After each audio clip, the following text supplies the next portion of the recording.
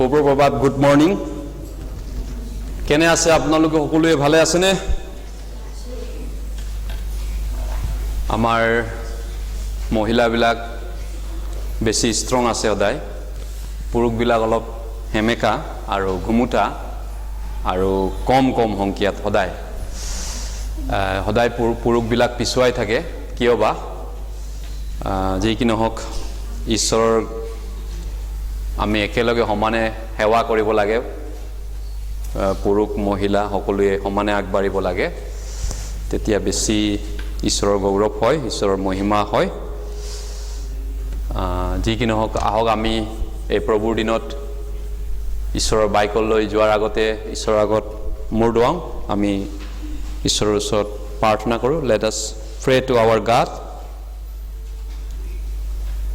আমাৰ মৰমীয়াল পবিত্ৰ সৃষ্টিকৰ্তা, স্বৰ্গত থাকোঁতা জনা আৰু আমাক পাপৰ পৰা বচাওঁতা জনা প্ৰভু, আমি সঁচাই পাপী, তোমাৰ আগত ধাৰ্মিক নহয়, পবিত্ৰ নাছিলোঁ। তুমি আমাক দয়া কৰিহে আমাক পাপৰ পৰা ক্ষমা দিছা প্ৰভু।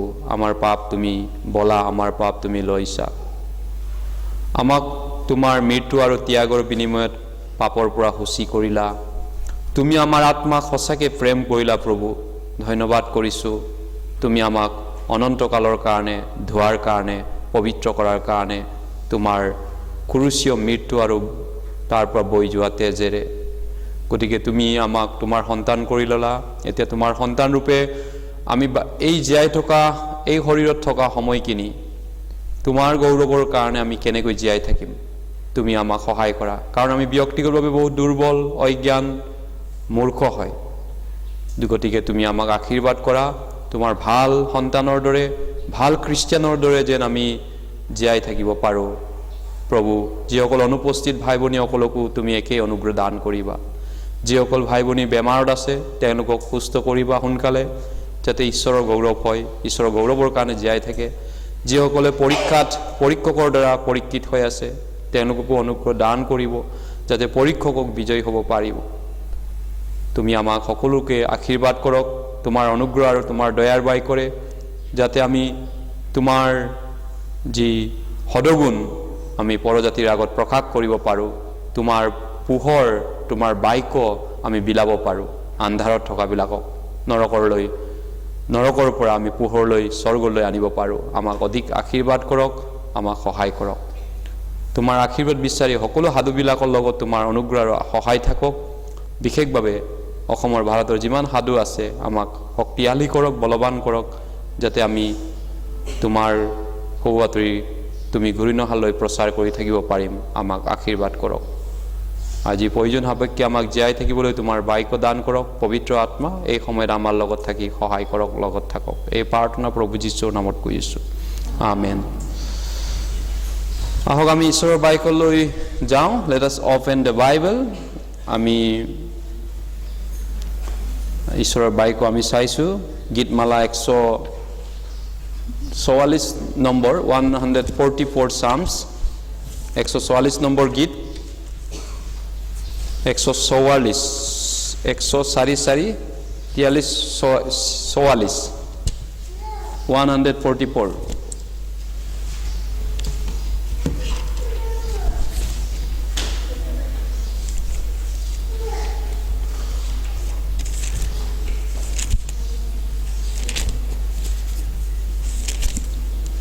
144 144 নম্বৰ গীতৰ 3 আৰু 4 পদ।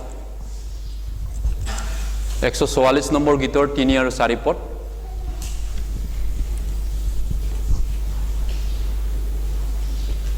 মই পঢ়ি দিছোঁ। Verse 3 and 4, 144 Psalms। হে জিহুৱা, তুমি যে মানুহৰ ভোজ বিচাৰ লোৱা, মানুহনো কি? আৰু মনুষ্যৰ সন্তানক যে গণ্য কৰা, তাৰ সন্তানেই বা কি?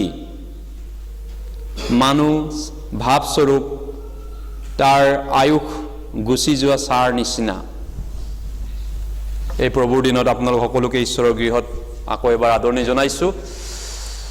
বাইবেলে কৈছে 1 Peter 3:15 পদত, খ্ৰীষ্টত তোমালোকৰ যি আশা আছে সেই আশা কোনোবা যদি বিচাৰ লয় তাৰ বিষয়ে উত্তৰ দিবৰ কাৰণে তোমালোকে সষ্টম হবা যুগুত হৈ থাকিবা আমি কিবা এটা আশাৰে পৰিত্ৰাণ পাইছো বাইবেলে কৈছে ৰোমিয়া 8 অধ্যায়ত কৈছে আশাৰেহে আমি পৰিত্ৰাণ পাইছো বাই হপ কি আশা দেখা বস্তুলৈ যোনে আশা কৰে পোৱা বস্তু কোনে আশা কৰে পোৱাটো পালোৱে যেটো পোৱা নাই আমি দেখা নাই আমি হেতু আশা কৰিছো প্ৰথম পিতৰে 1 অধ্যায় 3 পদত কৈছে আমি জীৱনময় আশা ঈশ্বৰে আমাক জীৱনময় আশা দিছে লিভিং হপ অক্ষয় আশা হেক নোহোৱা অনন্তকলীয়া আশা অনন্তকাল আমি স্বৰ্গত থাকিম ঈশ্বৰৰ লগত আৰু এই আশাৰ বিষয়ে যদি কোনোবাই বিচাৰ লয় খ্ৰীষ্টত থকা আশাৰ বিষয়ে কোনোবা যদি খুদে তেতিয়াহলে এই বিষয়টো উত্তৰ দিবৰ কাৰণে আমি ৰেডি হ'ব লাগে হস্তম হ'ব লাগে তুমি কিয় খ্ৰীষ্টান হৈছা তুমি কিয় চাৰ্চত যোৱা তুমি কিয় জীৱনময় ঈশ্বৰক সেৱা কৰা বাইবেলত কিয় বিশ্বাস কৰা প্ৰথম পিতৰ 2 অধ্যায় 9 পদত কৈছে খ্ৰীষ্টই তোমালোকক আন্ধাৰৰ পৰা পোহৰলৈ আনিলে তোমালোকক এক বিশেষ জাতি কৰিলে পবিত্ৰ লোক কৰিলে পুৰোহিত কৰিলে যাতে তোমালোকে তেওঁৰ সদগুণটো প্ৰকাশ কৰা ঈশ্বৰে আমাক যি মংগল কৰিলে ঈশ্বৰে আমাক যি সহায় কৰিলে ঈশ্বৰে যি আমাক উপকাৰ কৰিলে এই উপকাৰ আমি বেনিফিট যদি ঈশ্বৰৰ পৰা পাইছো মোৰ আত্মাই যদি পাইছে মোৰ soul if my soul have received the benefit from something from God hey benefit to ঈশ্বৰ আমি নজনা মানুহৰ আগত ঘোষণা কৰিব বাইবেলে কৈছে গীতমালা 116 নম্বৰ বাইবেলে 12 পদত কৈছে মই জিহুৱাৰ পৰা যি সকলো মংগল পালো তাৰ হলনি মই তেওঁক এতিয়া কি দিম what can I render the all the benefit which I received from the Lord Jesus Christ from Lord God গতিকে জিহুৱাৰ পৰা মই যি সকলো মংগল পালো তাৰ হলনি মই তেওঁক কি উভতাম এতিয়া প্ৰত্যেকজন উদ্ধাৰ পোৱা খ্ৰীষ্টিয়ানে এইটো প্ৰশ্ন কৰা উচিত যে মই ঈশ্বৰৰ পৰা মোৰ প্ৰাণে যি মংগল পাইছো মোৰ আত্মাই যি মংগল পাইছে তাৰ বলৰি মই তেওঁক কি দিম তোমাৰ পৰিত্ৰাণৰ পান পাত্ৰ লৈ মই প্ৰাৰ্থনা কৰিম তোমাৰ পৰিত্ৰাণৰ বাণী মই প্ৰচাৰ কৰিম কাৰণ জগতে নিজৰ জ্ঞানেৰে ঈশ্বৰক নজনাত ঈশ্বৰে ঘোষণাৰ মূৰ্খতাৰ দ্বাৰা বিশ্বাস কৰা কাৰীবিলাকলৈ পৰিত্ৰাণ কৰিবলৈ ঈশ্বৰ সন্তুষ্ট হল গতিকে ঈশ্বৰে জগতে কেতিয়াও ঈশ্বৰক নাজানে নিজে জ্ঞানেৰে প্ৰথম কৰিন্থীয় 1 অধ্যায় 20 পদত কৈছে ঘোষণাৰ মূৰ্খতাৰ দ্বাৰাহে ঈশ্বৰে মানুহক পৰিত্ৰাণ কৰিবলৈ ঈশ্বৰ কাৰ্য কৰিলে ঘোষণা নকৰিলে কেনেকৈ মানুহ শুনিব ৰোমিয়া 10 অধ্যায়ত কৈছে নগলে কোনে ঘোষণা কৰিব পটোৱা নহলে কোনে যাব আৰু ঘোষণা নকৰিলে কৰ পৰা মানুহ শুনা পাব আৰু নশুনিলে কৰ পৰা বিশ্বাস আহিব শুনাৰ দ্বাৰা বিশ্বাস আহে এই কাৰণ আমি গীতমালা 118ত গীত ৰচকে কোৱাৰ ধৰণে মই নমৰিম কিন্তু জীয়াই থাকিম আৰু ঈশ্বৰৰ কাৰ্য ঘোষণা কৰিম মই ঈশ্বৰৰ বাক্য মই প্ৰচাৰ কৰিম এইটো তেওঁ ঘোষণা কৰিছে গতিকে আজি আমি বিষয়টো এইটো বিষয় চাব বিচাৰিছো যে আমি যদি উদ্ধাৰ পোৱা লোক হয় সঁচাকে আত্মাৰ ঈশ্বৰৰ পৰা মোৰ আত্মাই বেনিফিট পোৱা মানুহ হয় আপোনাৰ আত্মাটো সঁচাকে জিৰণি পোৱা উদ্ধাৰ পোৱা মানুহ হয় তেতিয়াহলে আপুনি ঘোষণা কৰা উচিত ঈশ্বৰৰ বাক্য আৰু যিসকল উদ্ধাৰ পোৱা নাই তেওঁলোকে উদ্ধাৰ পোৱাটো দৰকাৰ কিয় দৰকাৰ এই বিষয়টো আজি চাব বিচাৰিছো বিশেষকৈ মানৱ জীৱনৰ অসাৰতা আৰু অনন্তকলীয়া ভাগ্যৰ বিষয়টো আজি চাব বিচাৰিছো human life the vanity of human life and then eternal destiny তাৰ পিছত অনন্তকলীয়া ভাগ্য কি হ'ব এই অসাৰ জীৱনৰ পিছত কন্তেকীয়া আৰু অসাৰ জীৱনৰ পিছত অনন্তকলীয়া ভাগ্য কি হ'ব এই বিষয়টো আজি চাব বিচাৰিছো বাইবেলে কৈছে মানুহ দুখ কষ্ট পাবৰ কাৰণেহে জন্ম হয় এই পৃথিৱীত ইউপত কৈছে জব চেপ্টাৰ 5 ভাৰ্স 7ত আমি man is born for trouble মানুহ দুখৰ বাবেহে জন্ম হৈছে কষ্ট পাবৰ কাৰণে এই পৃথিৱীত ইউবে কৈছে 3500 বছৰ আগত আজি আমি মানৱ জীৱনৰ অসাৰতাৰ কথাটো তেনেহলে চাব লাগিব মানুহ কিহৰ কাৰণে জন্ম হৈছে উপদেশক 3:10 পদত কৈছে I have seen burden has laid on man মানুহলৈ ঈশ্বৰে বুজা দিছে মানুহক ক্লেশদায়ক ব্যৱসায় দিছে বা মানৱ জীৱনটোক ঈশ্বৰে বুজা দিছে দুখৰ বুজা তাৰ মানে মানুহ জন্ম হৈছে দুখ কষ্ট পাবৰ কাৰণে বাইবেলৰ মতে এই কাৰণে গীতমালাটো কৈছে যে মানুহৰ সন্তানেই বাকি তাৰ সন্তানক যে ঈশ্বৰে গণ্য কৰে তাৰ সন্তানেই বাকী গতিকে মানৱ জীৱনৰ অসাৰতাৰ বিষয়টো অলপমান আমি চিন্তা কৰোঁ the vanity of human life ইমান চুটি জীৱন ইমান কম সময় তাৰে মাজত দুখেৰে ভৰা আন্ধাৰৰ বছৰকেইটা আমাৰ জীৱনত বেছি আছে তে বাইবেলে কি কয় মানুহৰ জীৱনটোৰ বিষয়ে এইকাৰণে আমি ইউবে কোৱা কথালৈ আমি চাওঁ মানুহ কিয় জন্ম হৈছে এই পৃথিৱীত জব চেপ্টাৰ 5 ইউব 5 অধ্যায়ত কৈছে মানুহ দুখৰ কাৰণেহে জন্ম হৈছে এই পৃথিৱীত ইউব 5 অধ্যায় জব চেপ্টাৰ 5 ভাৰ্ছ 7 আমি ট্ৰাবল পাবৰ কাৰণে জন্ম পাইছোঁ ইমান ট্ৰাবল সমস্যা পাবৰ কাৰণে পৃথিৱীত আহিছোঁ আন ভাষা গীতমালা ইউব 5 অধ্যায় 7 পদ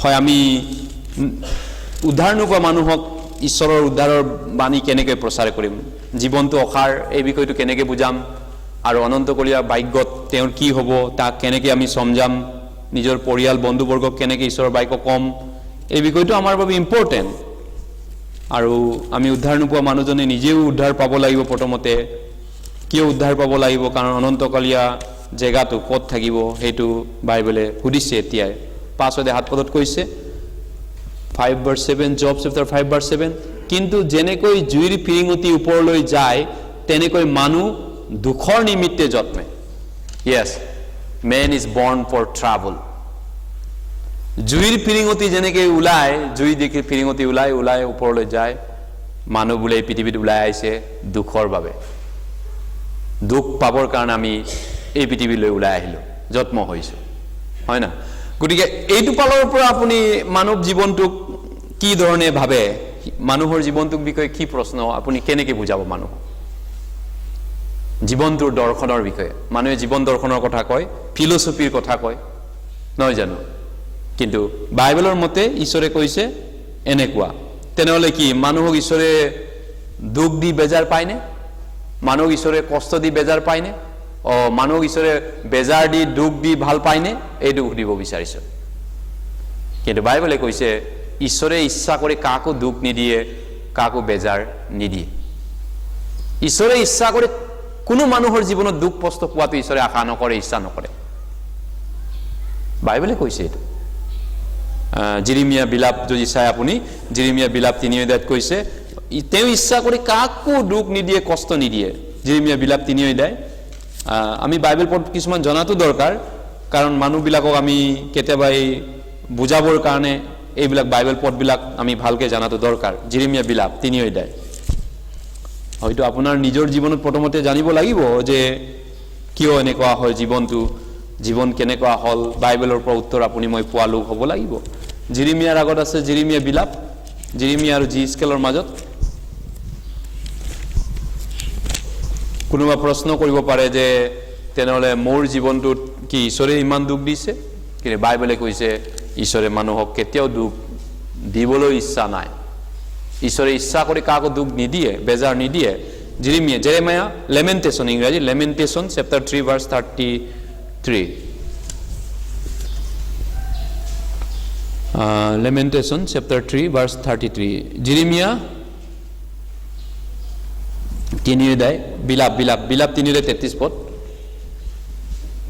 কিয়নো তেওঁ ইচ্ছাৰে দুখ নিদিয়ে মানুহৰ সন্তানবিলাকক বেজাৰ নিদিয়ে তেওঁ মানে ঈশ্বৰ তে ঈশ্বৰে যদি মানুহক কাকো ইচ্ছা কৰি মানুহক এই পৃথিৱীত দুখ কষ্ট দিয়া নাই আৰু নিদিয়ে তেওঁ কৈছে বাইবেলে কিন্তু বাইবেলে কৈছে মানুহৰ জীৱনটো অতি চমু শৰ্ট আমাৰ লাইফটো বহুত ছুটি আছে এই পৃথিৱীত গীতমালা 139 নম্বৰ 5 পদত কৈছে তুমি মোৰ জীৱনটো এবেগেতিয়া কৰিলা 1 ফুট কৰিলা 1 ফুট কেইফুট আছে জুকি লচোন কেইফুট আছে মানুহ কেইফুট 5 ফুটীয়া মানুহ 5.5 ফুটীয়া গতিকে অৱশ্যে সৰু মানুহ থাকে ছুটি মানুহ 1.5 ফুটীয়া মানুহ নে 3 ফুটীয়া মানুহ নাজানো বহুত সৰু চাপৰ মানুহ থাকে কিন্তু চাপৰৰ পৰা ধৰক নৰ্মেল মানুহ 5.5 ফুটীয়া 6 ফুটীয়া লৈ থাকে নহয় জানো কিন্তু বাইবেলে কৈছে আমাৰ আয়ুটো ঈশ্বৰে কৈছে 1 ফুটৰ সমানে বুলি কৈছে গীতমালা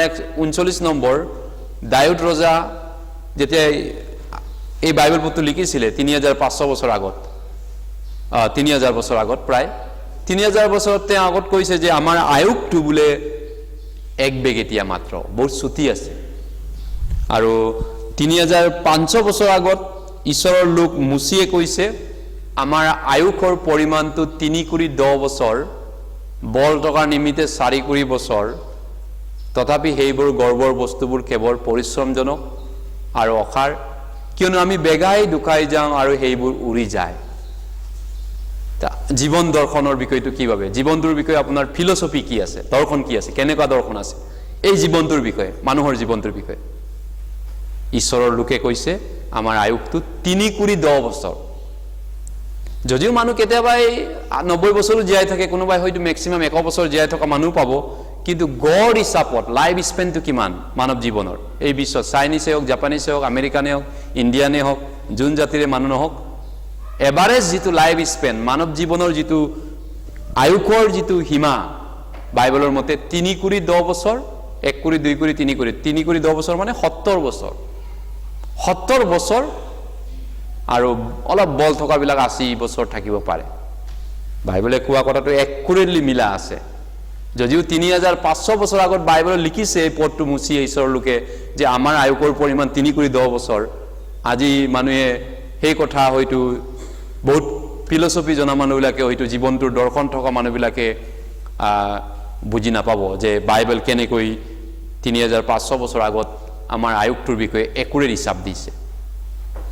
গতিকে আমি হিচাপ কৰোঁ লাইফত বহুত বস্তু, আজি কি বাৰ সেইটো হিচাপ কৰোঁ, আজি কিমান তাৰিখ সেইটো হিচাপ কৰোঁ, হয়তো আমি বছৰ, মাহ, বাৰ্থডে, ৱেডিং চেৰিমনি, বিবাহৰ কিবা হিচাপ কৰোঁ, কিবা কিবি আমি পৰিয়ালটো হিচাপ নিকাচ কৰি থাকোঁ, বা ৰেচন কাৰ্ডৰ চাউল কিমান পাওঁ সেইটো হিচাপ কৰোঁ, কেতিয়া পাম সেইটো হিচাপ কৰোঁ। কিন্তু ঈশ্বৰৰ লোকে কৈছে মোক আয়ুসৰ পৰিমাণটো জানিবলৈ মোক হিচাপ কৰিব পৰাকৈ জ্ঞান দিয়া। তেওঁ কিমান বছৰৰ কাৰণে আছে সেইটোৱে সেই হিচাপ কৰিছিলে 3500 বছৰ আগত ঈশ্বৰৰ লোকে। তাৰমানে তেওঁ জীৱনটোৰ বিষয়ে ৰিয়েলি জ্ঞান পোৱা লোক আছিলে। সেইকাৰণে ইজৰাইলৰ ৰজা দাউদেও কৈছে যে আমাৰ আয়ুসটো এবেগেতিয়া হয়, আমি বহুত শ্বৰ্ট সময়ৰ কাৰণে পৃথিৱীত আহিছোঁ, শ্বৰ্ট বহুত চুটি সময়ৰ কাৰণে। যিবিলাকে হিচাপ কৰা নাই, ভাবি চোৱা নাই যে ইমান সময়ৰ কাৰণে আছোঁ আমি, হয়তো তেওঁলোকে জীৱনটো তেনেকৈ বুজি পোৱা নাই, তেওঁলোকে তেনেকুৱা জীয়াই থকাৰ অৰ্থ বিচাৰি পোৱা নাই।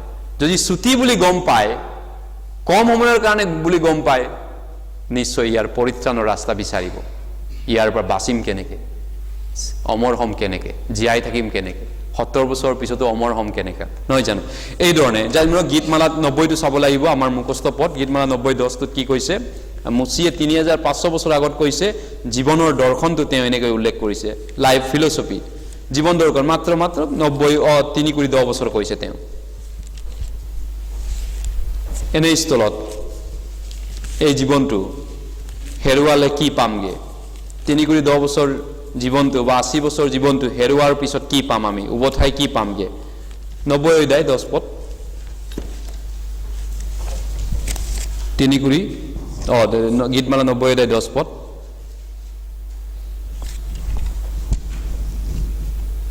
আমি একেলগে পঢ়িম এই বাইবেল পদটো, যিহেতু আমি মুখস্থ কৰি ৰাখোঁ। এইটো আমাৰ আয়ুসৰ পৰিমাণ 3 × 10 বছৰ আৰু বল থকাৰ নিমিত্তে 4 × বছৰ হ'ব পাৰে, তথাপি সেইবোৰৰ গৰ্বৰ বস্তুবোৰ কেৱল পৰিশ্ৰমজনক আৰু অসাৰ, কিয়নো সেইবোৰ বেগাই দুখাই যায় আৰু আমি উৰি যাওঁ। হয়, আমাৰ আয়ুসৰ পৰিমাণ 3 × 10 বছৰ পৰিমাণ। আপুনি যোন কাণ্ট্ৰিৰ মানুহে নহওক, যি জাতিৰ মানুহে নহওক, যি ভাষা ভাষীৰ মানুহে নহওক, বাইবেলে যিটো আয়ুসৰ পৰিমাণ দিছে চবৰ বাবে একেই হয়। আপুনি ঈশ্বৰক বিশ্বাস কৰা মানুহে হওক বা নকৰা মানুহে হওক, যি ধৰ্মৰে মানুহ নহওক, বাইবেলে কিন্তু চবকে সমানে টাচ কৰিছে। বাইবেলে চবৰ বাবে ইকুৱেলি সমান কথাই কৈছে, কাৰণ বাইবেল সৃষ্টিকৰ্তাৰ বাক্য হয়, যিজনে আমাক সৃষ্টি কৰিলে। ইউপত যেনেকৈ আমি পঢ়িছিলোঁ, মোৰ সেই সৃষ্টিকৰ্তা কোন হয়, হু ইজ মাই মেকাৰ, ইউপে জবত কৈছিলে, জব 35 কিমান 11 নহয় জানো, 10-11। গতিকে সৃষ্টিকৰ্তাই কৈছে মানৱ জীৱনৰ প্ৰত্যেকজন মানুহৰ আয়ুসৰ পৰিমাণ 3 × 10 বছৰ, বল টকাৰ বাবে খুব 80 বছৰ হয়। এনেস্থলত ইমানখিনি কম আয়ু কম বছৰলৈ আমি জীয়াই আছো আমি ভাবি চাওনে এইটো কথা পাহৰি যাও নেকি মাজে সময়ে গীতমালা 49ত কৈছে হিয়তৰ ভাব হিয়তৰ চিন্তা এনেকুৱা হিয়তৰ আবাগবিলাক নিজৰ নিজৰ নাম দিয়ে ঘৰবিলাকক আমুকা ঘৰ আমুকা বিল্ডিং এপাৰ্টমেণ্ট আৰু তেওঁলোকে নিজৰ নিজৰ মাটি বাৰী নাম তেওঁলোকে লগাই নাম ফলক দিয়ে আৰু তেওঁলোকৰ ভাবে যে তেওঁলোকৰ আভাগবোৰ চিৰস্থায়ী পুৰুষানুক্ৰমে থাকি যাব ঘৰ বিল্ডিং মাটি সম্পত্তি তেওঁলোকৰ মনৰ ভাব এনেকুৱা বুলি কৈছে কিন্তু তেওঁলোকে নাজানে যে জ্ঞানীবিলাক মৰে অজ্ঞানবিলাক মৰে ভিক্ষাৰী মৰে ৰাষ্ট্ৰপতি মৰে এমপি মৰে এমএলএ মৰে সিএম মৰে পিএম মৰে সবেই মৰে ৰিক্সাৱালা ঠেলাৱালা সবে এটা এটাকে মৰি খতম হৈ যায় আৰু তাৰ হিচাপ কোনেও নলয় ঠিক নহওক মানুহ মৰিব এদিন আমি যাব লাগিব এই পৃথিৱীৰ পৰা বাইবেলে কৈছে কিন্তু তেওঁলোকে ভাবে যে আমি এই পৃথিৱীত যেন হাজাৰ হাজাৰ বছৰ জীয়াই থাকে তেওঁলোকে যে নমৰে এনেকা ভাবটো তেওঁলোকে কৰিব বিচাৰে কিন্তু মানুহ বাইবেলে কৈছে এই পৃথিৱীত কম সময়ৰ বাবে আহিছো এই গানে হিতুপদেশ 27:1 কৈছে কালিৰ বিষয়ে গৰ্ব নকৰিবা কিয়নো কালি দিনটোত কি গতিব তাক তুমি নাজানা do not boast about tomorrow for you do not know what a day may bring for tomorrow এই 70-80 বছৰ জীৱনতো আমি গৰ্ব কৰিব পৰা একো বস্তুৱে নাই কাৰণ আমি নাজানো কালিলৈ কি হ'বলৈ গৈ আছে কোনো আইডিয়া নাই আমাৰ ফিউচাৰৰ বিষয়ে আমি এই বিশ্ব ব্ৰহ্মাণ্ডৰ ফিউচাৰৰ কথাও নাজানো অহা বছৰটো বিশ্বত কি হ'ব এটো আমি নাজানো পৃথিৱীৰ কোনো মানুহে নাজানে কৰোনাই হ'বনে নে নহ'বনে আকৌ লকডাউন হ'বনে বা বিশ্বত কি বস্তু ওলাব আমি কোনেও নাজানো এইটো কথা কত জ্ঞানী গুণী মানুহ আছে কত পঢ়া শুনা থকা মানুহ আছে কত টাকা থকা মানুহ আছে কোনে জানিলে এইবিলাক কথা কোনে জানে কোনেও নাজানে আৰু আমাৰ নিজৰ ভৱিষ্যতটো বা কোনে জানে কাললৈ কি হ'ব নাজানো এইকাৰণে এইবিলাক বাইবেল পদ জীৱনত বহুত মনত ৰাখিবলগীয়া বাইবেল পদ নহয়নে কালিৰ বিষয়ে গৰ্ব নকৰিবা হিতু পদে 27 এটো মুখস্থ কৰিবলগীয়া বাইবেল পদ প্ৰভাৱ চেপ্টাৰ 27 হিতু পদে 27:1 পদ এটো জীৱন দৰ্শন নহয়নে আসল ফিলসফি লাইফৰ এইটোৱে হয় জীৱন দৰ্শন যে আমি নাজানো কালিলৈ কি হ'বলৈ গৈ আছে গীতমালা পিছত হিতু পদে প্ৰভাৱ চেপ্টাৰ 27 এইটো মুখস্থ কৰি ৰাখিবলগীয়া বাইবেল পদ কালিৰ বিষয়ে গৰ্ব নকৰিবা কিয়নো দিনটোত কি গতিব তাক তুমি নাজানা do not boast about tomorrow for you do not know what a day may bring for tomorrow তেনেহলে এই জীৱনটোৰ বিষয়ে কোনো ভৰসা নাই কোনো সাৰ্টেনিটি নাই কোনো গ্যাৰান্টি নাই এই জীৱনটো অসাৰ নহয় কি তেনেহলে আমি প্ৰত্যেক মানুহৰ উত্তম অৱস্থা হলেও গীতমালাত দায়ুতে কোৱাৰ দৰে ই নিত্যান্তই অসাৰ গীতমালা 39ত যেটো কৈছে প্ৰত্যেক মানুহৰ উত্তম অৱস্থাটো নিত্যান্তই অসাৰ বুলি কৈছে every man his best stage is a vapor best stage উচ্চ শিখৰত মানুহ কেতিয়া গৈ পায় একদম বেষ্ট লাইফ কৰে বেষ্ট জীৱন পায় বেষ্ট টাইম পায় কিন্তু ঈশ্বৰৰ দৃষ্টিত এও অসাৰ বুলি কৈছে সলোমনৰ দৰে বেষ্ট লাইফ পোৱা মানুহ কোন আছিল বাইবেলত সলোমনৰ দৰে টাকা সোণ ৰূপ টকা জীৱনটো উপভোগ কৰা জ্ঞানী গুণী মানুহ ভাল মানুহ পৃথিৱীত কোন আছিল বাইবেলৰ মতে আন নাই পৃথিৱীত কিন্তু বাইবেলত কৈছে প্ৰত্যেক মানুহৰ উত্তম অৱস্থাটো ঈশ্বৰৰ দৃষ্টিত নিস্তান্তই অসাৰ বেকাৰ life is vanity 5 time vanity মানৱ জীৱনটো অসাৰ বুলি বাইবেলে কৈছে এয়া হৈছে ৰিয়েল লাইফ ফিলসফি বাইবেলৰ মতে ঈশ্বৰৰ মতে জীৱন দৰ্শনটো গীতমালা পিছত আমি কি কৰো উপদেশক একৈদে আমি চাব লাগিব উপদেশক প্ৰভাৱৰ আগত আছে আৰু প্ৰভাৱ হিতু উপদেশ পাৰ হয় উপদেশক পায় উপদেশক মানে এক্লেছিয়াষ্টিছ চেপ্টাৰ 1 এক্লেছিয়াষ্টিছ চেপ্টাৰ 1 উপদেশক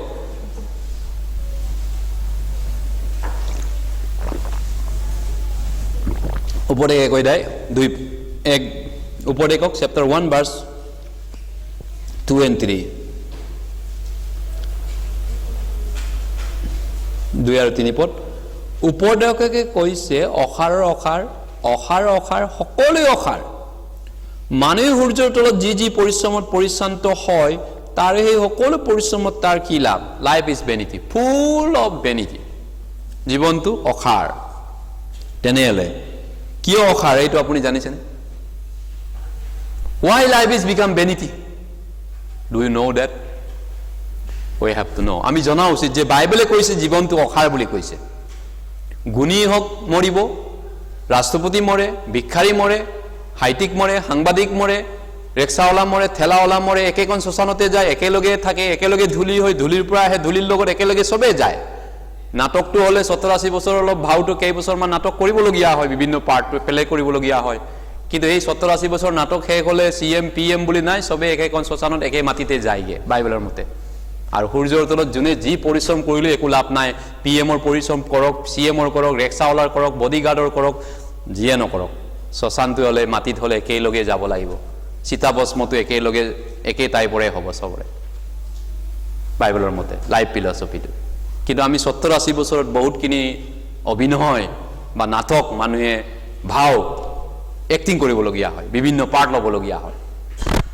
সায়েন্টিষ্ট টিচাৰ দুখী বেপাৰী বিভিন্ন কাম কৰা মানুহ বুলি নহয় নে কিন্তু যি কি নহওক বাইবেলে হেকত গৈ মিনিংলেছ বুলি কৈছে লাইফটো কি কাৰণত meaningless why meaningless meaningless meaningless 5 time meaningless বাইবেলত কৈছে অসাৰৰ অসাৰ অসাৰ অসাৰ সকলোৱে অসাৰ কাৰণটো অসাৰতাটো আমি জানা উচিত কাৰণ আমি এদিন মৰিব লাগিব তাৰ পিছত আমাৰ বিচাৰ আছে সেই কাৰণে অসাৰ আছে we will die one day and God will judge every man according to his deed আমি এদিন মৰিম আৰু প্ৰত্যেকজন মনুষ্যক ঈশ্বৰে তেওঁৰ কৰ্ম অনুসাৰে এদিন বিচাৰ কৰিব এখানে তুমি যিয়ে পাৰ্ট প্লে নকৰা তুমি নাটক অভিনয় যিয়ে কৰি নাহা কিন্তু ঈশ্বৰে আমাক সব প্ৰত্যেককে বিচাৰ কৰিব বাইবেলে কৈছে আৰু এই বিচাৰত যদি আমি খাৰা হৈ বিচাৰত পৰুই তেতিয়া হলেতো আমাৰ আমি বিচাৰত যদি পৰাজয় হওঁ আৰু মানুহটো নৰকত যালেতো জীৱনটো হসাই বেকাৰ হ'ব প্ৰত্যেক মানুহ জন্ম নোহোৱাই ভাল আছিলে ইউপে কোৱাৰ ধৰণে জন্ম নোহোৱাই ভাল আছিলে তে নৰকত নগলে তেন অন্তত নৰকৰ জুইত তেওঁ পানিশমেন্ট নাপায় চিৰকালৰ কাৰণে যদি মানুহ হোৱা এই পৃথিৱীৰ মানুহ হৈ ওলাই নাহা হলে এই কাৰণে জীৱনটো বেকাৰ হয় অসাৰ হয় ইব্ৰী 9:27 পৰত কৈছে আমাৰ মৃত্যুৰ পিছত এবাৰ মৰিব লাগিব তাৰ পিছত বিচাৰ আছে জেনেৰেল যেটো ফিলসফিটো মানৱ জীৱনৰ বাবে এটো হৈছে ঈশ্বৰে কোৱা কথাটো যে এবাৰ মৰাৰ পিছত প্ৰত্যেকৰে এদিন বিচাৰ আছেগে যিজন সৃষ্টিকৰ্তা তেওঁৰ আগত আমি সবে থিয় হ'ব লাগিব ইব্ৰু 9:27 এই কাৰণে সলোমনে কৈছে হসাই জীৱনটো মিনিংলেছ আছে জীৱনটো অসাৰ আছে মই ৰজা হলো গুণী হলো জ্ঞানী হলো তাতে কি হল মোৰটো মৰিবলগীয়া হল মই যিমান খানা খালো ভাল খাদ্য খালো তাতে কি হল মোৰ দৰেটো ৰিক্সাওয়ালা তেলাবেলা মোৰ বডিগাৰ্ড মোৰ ঘৰত কাম কৰা চাকৰবিলাকতে একেলগে মৰিল একেটা শ্মশানতে গল মই বেছি খালো তেওঁলোকে বেছি নাখালে তাতে কি হল একেলগে তো মৰিলো সলোমনে কৈছে গীতমালা কি কয় ইব্ৰী 9:27 পদ ইব্ৰী 9:27 পদ ইব্ৰী চেপ্টাৰ 9:27 আমি একেলগে পঢ়ো আৰু যেনেকৈ এবাৰ মাতন মৰিবলৈ আৰু তাৰ পিছত সুদবিচাৰ মানুহৰ নিমিত্তে নিৰূপিত আছে এই কাৰণে অসাৰ যেটো আমি এবাৰ মৰিবই লাগিব নাম্বাৰ 1 ফাৰ্স্ট কাৰণটো আমি মৰিবলৈ ৰেডি হোৱাটো দৰকাৰ যেটো বাইবেলে কৈছে God appointed man to die one it is God appointed সৃষ্টিকৰ্তাজনে আমাক এটা দিন নিৰূপণ কৰি থৈছে আমুকা বড়ো আমুকা ৰাভা আমুকা দাস এদিন আমুক দিনাখন মৰিব লাগিব সৃষ্টিকৰ্তাজনে হেতু এপয়েন্টমেন্ট কৰি লিখিত হৈছে ফাইলত নোটিস বৰ্ডৰ লিখিত হৈছে তোমাৰ মৃত্যুৰ দিনটো আমুক দিনা আমুক সময় এনেকাত হ'ব আমাৰ মা বাবাই জন্মৰ দিনে লিখিব পাৰে মৃত্যুৰ দিনটো লিখিব নোৱাৰে জন্ম কুণ্ডলীটো মোৰ বাবাই লিখিত হৈছে ইমান ফেব্ৰুৱাৰী ইমান টাইম বুধবাৰ সন্ধিয়া এনেকুৱা সময়ত ইমান সনত মই ডায়েৰীত দেখা পালো মোৰ জন্ম কুণ্ডলী মৃত্যু কুণ্ডলী নাই মোৰ বাবাও নাজানে মই নাজানো কিন্তু ঈশ্বৰে জানে এই দিনটো আগতীয়াকৈ জানে তেতিয়াই জন্ম নোহোৱাৰ আগতে সেই কাৰণে জন্মৰ পিছত মৃত্যু আছে বাইবেলে কৈছে মৃত্যুৰ পিছত আকৌ বিচাৰ আছে এটো এটা ভয় লগা কথা মানৱ জীৱনৰ বাবে মানুহে যিয়ে নকৰক যি নাটক নকৰক যি অভিনয় নকৰক কৈছে এদিন আমাৰ মৃত্যু ঈশ্বৰে নিৰূপণ কৰি থৈছে তাৰ পিছত ঈশ্বৰৰ আগত আমি হিচাপ দিব লাগিব আমাৰ জীৱনটোৰ হিচাপ এই কাৰণে জীৱনটোৰ হিচাপ যদি দিওঁতে কেনেবাকৈ যদি জীৱনটো হেৰুৱাই পেলায় গোটেই জীৱনটো পায়ো একো লাভ নাই কৈছে মতি 16:26 কৈছে কাৰণ কোনোবা গোটেই জগতখন পায়ো নিজৰ প্ৰাণটো হানি কৰিলে তেওঁৰ একো লাভ নাথাকিব if you gain all the world and if you lose your own soul আত্মাটো হেৰুৱাই নিজৰ জীৱনটো প্ৰাণটো হেৰুৱাই তেতিয়ালে একো লাভ নাই কৈছে এই কাৰণে জীৱনটো মিনিংলেছ আছে আসলতে এইটোৱে ক'ব বিচাৰিছো জীৱন কিয় অসাৰ কোনোবা সলোমনে ৰজা হৈছিল এই দায়ুতে ৰজা আছিল কোনোবা ডক্টৰ আছিল ইঞ্জিনিয়াৰ আছিল কোনোবা যিয়ে নহওক বিভিন্ন আমি কাম কৰিছো কিন্তু যদি আমি যদি আত্মাটো বচাব নোৱাৰোগে জীৱনটো ৰক্ষা কৰিব নোৱাৰোগে তেতিয়ালে ইয়াত অহাৰ মিনিংটো নাইকিয়া হৈ যায় পৃথিৱীৰ জন্ম হোৱাৰ মিনিংটো পৃথিৱীৰ জন্ম নোহোৱাই ভাল আছিল এইটো বাইবেলে কৈছে যদি আমি জীৱনটো হেৰাবলগীয়া হয় মতি 16 আমি চাওঁ মতি 16:26 পৰত Matthew chapter 16 verse 26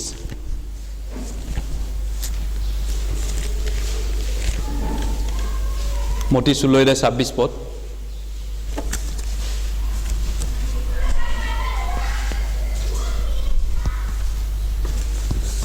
মতি 16:26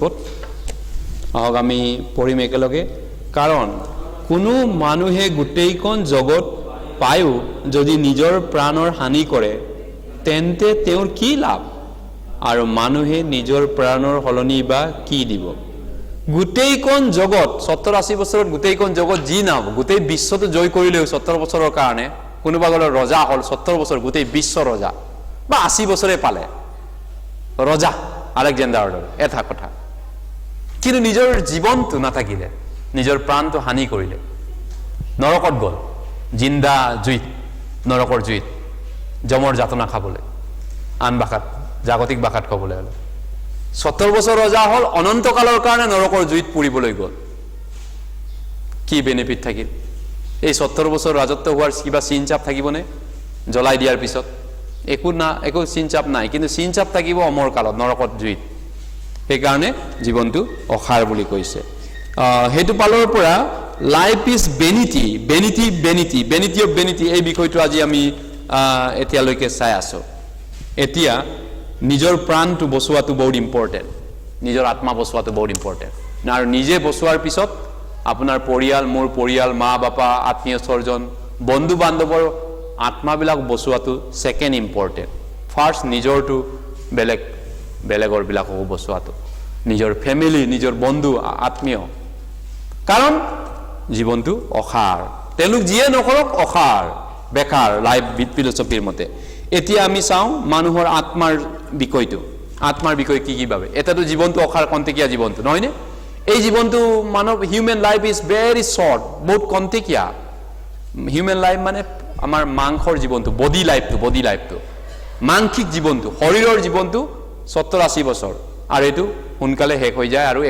একো নাথাকেগে কিন্তু আত্মাৰ জীৱনটোৰ বিষয়ে কি কয় অনন্তকলীয়া আত্মাৰ বা অনন্তকাল যিটো আত্মাৰ অন্তিম দশাটোৰ বিষয়ে কি কয় কাৰণ ঈশ্বৰৰ চৰিত্ৰটো বাইবেলৰ মতে আত্মা হয় যোৱা সানডে আমি চাইছিলো God is spirit ঈশ্বৰ আত্মা হয় আৰু তেওঁ সৃষ্টিকৰ্তা হয় God the creator সৃষ্টিকৰ্তাজনৰ কথা আমি চাইছিলো তেওঁ সকলো বস্তু সৃষ্টি কৰিছে তেওঁৰ হাতৰ কাৰ্য হয় গোটেইখিনি চন্দ্ৰ সূৰ্য তৰা নক্ষত্ৰ পৃথিৱী এটা তৰা হয় মাত্ৰ আৰু এনেকা তৰা কোটি কোটি ঢেৰ তৰা আছে পৃথিৱীৰ দৰে তৰা অকল পৃথিৱীত মাত্ৰ কিন্তু থাকিব পাৰে বেলেগ কতো মানুহ জীয়া বস্তু নাই পৃথিৱীত যে আমি জীয়াই আছো সেইটো এটা আচৰিত কথা আৰু ঈশ্বৰে এটো ডিজাইন কৰি মানৱ জীৱনক বসবাসৰ কাৰণে সৃষ্টি কৰিছে বুলি কৈছে সেই সৃষ্টিকৰ্তাজনৰ চৰিত্ৰটো আত্মা হয় তেওঁ মাংস নহয় বডি নহয় এই কাৰণে মানুহ যেতিয়া তেওঁ সৃষ্টি কৰিছিল যদিও মাটিৰ দুলিৰ পৰা মানুহ বনাইছিল কিন্তু তেওঁ আত্মা দিছিল অৰিজিনালি আমাৰ ভিতৰত জিয়া আত্মা তেওঁৰ চেহেৰাৰ মতে আমাক বনাইছে তেওঁৰ চেহেৰাটো আত্মা বুলি কৈছে গীতমালাৰ পিছত আমি যদি প্ৰথম বাইবেল অধ্যায় মেলো আদি পুস্তক এক অধ্যায় মেলিলে ঈশ্বৰে আমাক কেনেকৈ সৃষ্টি কৰিছিল তাত উল্লেখ আছে আদি পুস্তক 1:26-27 পদত কৈছে নিজৰ প্ৰতিমূৰ্তিৰে মানুহ সৃষ্টি কৰিলে প্ৰতিমূৰ্তি মানে ঈশ্বৰৰ মূৰ্তিটো আত্মা হয় ঈশ্বৰৰ চেহেৰাটো আত্মা হয় আত্মাৰ বিষয়ে অলপ সময় এতিয়া চাম আমি মাংসৰ জীৱনটো কন্তেকীয়া বুলি গম পালো আত্মাটো কি হয় তেনেহলে আত্মা অমৰ গীতমালা আদি পুস্তক 1:27 পদ জেনেসিস চেপ্টাৰ 1:27 1:27 পদ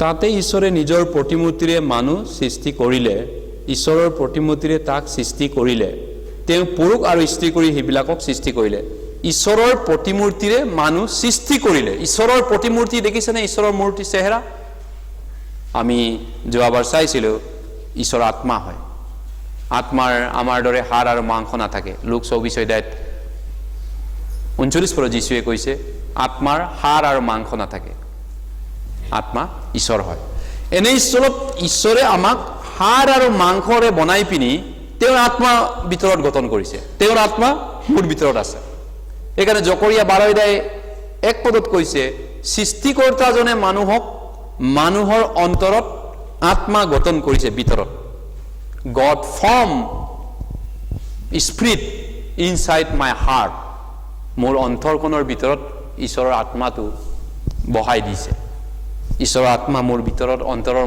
ভিতৰত আছে হয় না এইকাৰণে আমাৰ আত্মাটোৰ ঈশ্বৰৰ সাদৃশ্য হয় ঈশ্বৰৰ চেহেৰা হয় গতিকে এই যি আত্মা জীৱ আত্মাৰ সৃষ্টিকৰ্তাজন ঈশ্বৰ হয় জীৱ আত্মা পৰমাত্মা জীৱ আত্মা এই আত্মাটো মোৰ অন্তৰৰ ভিতৰত আছে আৰু অন্তৰৰ ভিতৰত মোৰ ঈশ্বৰে মোক আত্মা ফৰ্ম কৰিছে গঠন কৰিছে গতিকে এই আত্মাটোৰ বিষয়টো কি ভাবে ইয়াৰ আয়ুগ আছে নেকি লাইফ স্পেন বা কিমান বছৰ এই আত্মাটো থাকে কেই হাজাৰ কোটি বছৰ বাইবেলে কৈছে অমৰ হয় আত্মা চিৰকাল কেতিয়াও শেষ নহয় কিন্তু দুটা জায়গা আছে মৃত্যুৰ পিছত সেই জায়গাটো অমৰ হোৱা জায়গাটো সেইকাৰণে এতিয়া আমি এই আত্মাৰ কথাটো আমি চিন্তা কৰিছো মোৰ মৃত্যুৰ পিছত মোৰ আত্মা অন্তিম দশা কি হ'ব জিৰিমিয়া 38:16 পদত কৈছে যে who made our very soul আমাৰ এই আত্মাক কোনে সৃষ্টি কৰিলে এই জীৱ আত্মাৰ সৃষ্টিকৰ্তা এজন মোৰ মাটিৰ ভিতৰত শৰীৰৰ ভিতৰত আদি পুস্তক 2:7 পদত কৈছে ঈশ্বৰ যি হয় মাটিৰ ধূলিৰে মানুহ নিৰ্মাণ কৰি তাৰ নাকত ফু দি জীৱ আত্মা সুমুৱাই দিলে মাটিৰ ধূলিৰে মানুহ নিৰ্মাণ কৰিলে তাৰ অন্তৰৰ ভিতৰত ফু মাৰি জীৱ আত্মা সুমুৱাই দিছে আৰু জীৱ আত্মা প্ৰাণ সেই আত্মাটো অমৰ হয় মাটিৰ ধূলিত এতিয়া আছো বা ইয়াৰ পৰা ওলাই যাম যতে নাথাকক অমৰ হয় ওপৰত ঈশ্বৰৰ লগত থাকিলে অমৰ নৰকত থাকিলে অমৰ কিন্তু থাকা জেগাটো দুটা আছে মাত্ৰ বাইবেলে কৈছে এটা স্বৰ্গ ৰাজ্য এটা পাতালপুৰী দুটাৰ ভিতৰত এটাত অমৰ হৈ থাকিব চিৰজীৱন গতিকে সিএমৰ আভাস কোনোবা হইব পাৰে 15 বছৰ মই সিএম আছিলো কইনাদৰা অমৰ নহয় কইনাদৰা এৰিব লাগিব এৰিলে কোনোবা সলোমন কোনোবা ৰজা প্ৰজা ৰাষ্ট্ৰপতি ভৱন নাই আগৰ ৰাষ্ট্ৰপতি মৰিলে কেইদিনমানৰ আগতে যিমানে সন্মানীয় ব্যক্তি নহওক যিমানে তাগৰা মানুহ নহওক যিমানে পাৱাৰফুল মানুহ নহওক যিমানে জনপ্ৰিয় নেতা নহওক নিজৰ আভাস গড় বিল্ডিং মাটি সম্পত্তি আনকি এই দুনিয়াকৰ পৰা এৰি যাবই লাগিব আমি কাৰণ তাৰ মানে পৃথিৱী পাৰ্মানেন্ট নহয় আমাৰ জীৱনটো আমাৰ আত্মা পাৰ্মানেন্ট হয় এই বডিটো পাৰ্মানেন্ট নহয় এইকাৰণে মৃত্যুৰ পিছত আমি ঈশ্বৰক লগ কৰিব লাগিব বাইবেলে কৈছে ইয়োব 19:10 কৈছে মই ঈশ্বৰক দেখা কৰিব লাগিবগে এই মইটো আত্মাটোক কৈছে ইয়োব 19:10 আপুনি চাম ইয়োব জব চেপ্টাৰ 19 জব 19 ইয়োব 19:26 পদ গতিকে মোৰ সৃষ্টিকৰ্তাৰ চেহেৰা মই আজিলৈকে দেখা নাই কিন্তু মোৰ মৃত্যুৰ কন্টেক্ট পিছতে মই দেখিবলৈ গৈ আছো ইয়োব জব 19:26 ইয়োব 19:26 পদ এইবিলাক কথা আমাৰ কাৰণে নিজৰ কাৰণে ইম্পৰ্টেন্ট আৰু আনকো আমি বাইবেলৰ কথালৈ প্ৰচাৰ কৰিবলৈ সুবিধা হয় এইবিলাক বাইবেল পঢ় জনাটো দৰকাৰ আপোনালোকে কাৰণ আশাৰ বিষয়ে কোনোবা বিচাৰ ল'লে উত্তৰ দিবলৈ ৰেডি হ'ব বাইবেলে কৈছে যদি আপুনি আনক অলপমান নাজানে ক'বলৈ আপোনাৰ আশা ক্লিয়াৰ নহয় তাৰ মানে হয়তো আপুনি নিজৰ সেলভেশনটো চেক কৰাটো দৰকাৰ পৰিত্ৰাণ আছেনে আছে আপোনাৰ আত্মা উদ্ধাৰ পোৱা হয়নে যদি উদ্ধাৰ পোৱা হয় তেতিয়ালে আপুনি আনক এইবিলাক বুজাব পৰা অলপ জ্ঞান থকা লোক হ'ব লাগে জীৱনটোৰ ফিলছফিৰ বিষয়ে জীৱনৰ দৰ্শনৰ বিষয়ে যদি হুদে কোনোবাই 19 অধ্যায় 26 পদ আৰু আমি ইয়ুব 19 অধ্যায় জব 19 ভাৰ্স 26 একেলগে পঢ়িম 26 আৰু 26 পদ আৰু মোৰ গাৰ ছাৰ এইদৰে নষ্ট হোৱাৰ পাছত মই শৰীৰবিহীন হৈ ঈশ্বৰক দৰ্শন কৰিম হয় মই নিজেই তেওঁক দেখা পাম আনৰ চকুৱে নহয় মোৰ নিজৰ চকুৰে তেওঁক দেখিম হয় ইমানে গতিকে বাইবেলে কৈছে মোৰ নিজ চকুৰে মোৰ সৃষ্টিকৰ্তাক দেখিম ইয়ুব 35 অধ্যায়ত কৈছে কোনেও দেখো নুহুদে মোৰ সৃষ্টিকৰ্তা কোন হয় কিন্তু মৃত্যুৰ পিছত সৃষ্টিকৰ্তাক আমি সবে নিজৰ চকুৰে সবে দেখা পাব লাগিব এই কথা আপুনি জানেনে কোনোবা কয় আত্মা আত্মা আছে ও আত্মা ৰিয়েলি আছে নেকি where is the spirit show me your spirit কোনোবাই কয় where is the spirit do you have heart আপোনাৰ অন্তৰে কোন আছে নে আপোনাৰ মন আছে অন্তৰ আছে oh yes I have heart মোৰ অন্তৰে কোন আছে মই জানো যদি জানে তেতিয়ালে আপোনাৰ অন্তৰ কোন দেখাওকচোন মোক can you show me your heart আপোনাৰ অন্তৰ কোন দেখাব পাৰিব মানুহে কয় মোৰ অন্তৰ কোন দেখাব পৰা হলে মই দেখাই দিলো হেতেন তাৰ মানে অন্তৰ কোন দেখাব নোৱাৰে আমি সমাজত শুনা পাওঁ কেতিয়াবা মানুহৰ মাজত কথা বতৰা সমাজৰ মা দেউতাৰ কথা পৰিয়ালতো মোৰ মন যদি দেখাব পৰা মোৰ অন্তৰ যদি খুলি দেখাব পৰা মই তোমাক দেখালো হেতেন তাৰ মানে আমি দেখাব নোৱাৰো অন্তৰকণ কিন্তু অন্তৰকণ আছে বুলিহে আমি জানো কিন্তু দেখাব পৰা বস্তু নহয় ৰাইট এটো দেখাব পৰা বস্তু নহয় অন্তৰকণ দেখাব নোৱাৰি একেই ধৰণৰ কথাটো এতিয়া অন্তৰকণ অদৃশ্য হয় ইনভিজিবল অদৃশ্য হয় মোৰ অন্তৰকণ অন্তৰ আছে কিন্তু ইয়াক চকুৰে দেখাব নোৱাৰো চকুৰে মনিবও নোৱাৰো আনকো চাব দিব নোৱাৰো নিজেও দেখা নাপাওঁ ঠিক একেই ধৰণে আত্মা হয় আত্মা আছে কিন্তু ইয়াক চকুৰে মই মনিবও নোৱাৰো আনেও দেখা পাব নোৱাৰে কিন্তু আছে আত্মা মানুহে কয় আত্মা আছে যদি দেখাওকচোন মোক এই আত্মাই ভিতৰত মোৰ অন্তৰৰ ভিতৰত আছে আৰু এই আত্মাই ঈশ্বৰৰ প্ৰতি ব্যাকুল হয় ঈশ্বৰৰ প্ৰতি হাবিয়াস কৰে ব্যাকুলতা আছে সৃষ্টিকৰ্তাৰ প্ৰতি ভক্তি কৰা প্ৰাৰ্থনা কৰা নেদেখা এজনক বিচাৰি হাবিয়াস কৰে সৃষ্টিকৰ্তা এই আত্মা ঈশ্বৰক আৰু অনন্তকাল হাবিয়াস কৰে অমৰ হ'বলৈ ইচ্ছা কৰে ভিতৰত থকা আত্মাটো মোৰ বডিৰ ভিতৰত থকা মনৰ ভিতৰত আত্মা সোমাই আছে গতিকে এই আত্মাৰ বিষয়টো আজি আমি ভাবিছো যে এতিয়া শৰীৰৰ কথাটো চালো তাৰ পিছত আত্মাৰ কথাটো আমি চাই আছো হয় এতিয়া আমি দ্বিতীয় কৰিন্থিয়া লৈ গৈছো সেকেন্ড কৰিন্থিয়া দ্বিতীয় কৰিন্থিয়া 4 অধ্যায় সেকেন্ড কৰিন্থিয়া চ্যাপ্টাৰ 4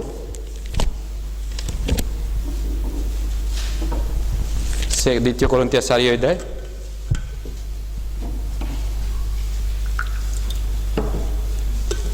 দ্বিতীয় কৰিন্থিয়া 4 অধ্যায় 17 পদ 17 verse 17 second Corinthians chapter 4 verse 17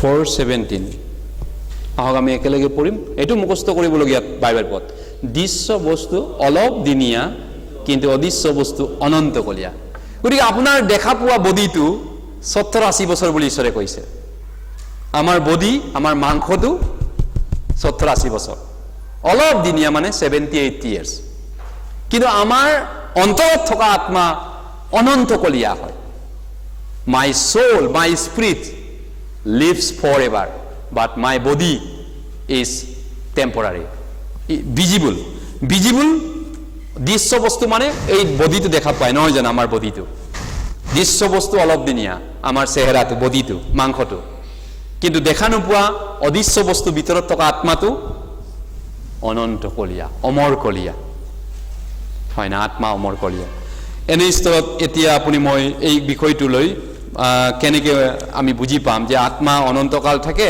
আৰু বডিটো কন্তেকিয়া হয় আমাৰ শৰীৰটো কন্তেকিয়া গতিকে এতিয়া চাওক এক্সাম্পল হিচাপত মোৰ বডিটো মোৰ মাংস বা মোৰ বডি এতিয়া কোনে চম্ভালি আছে?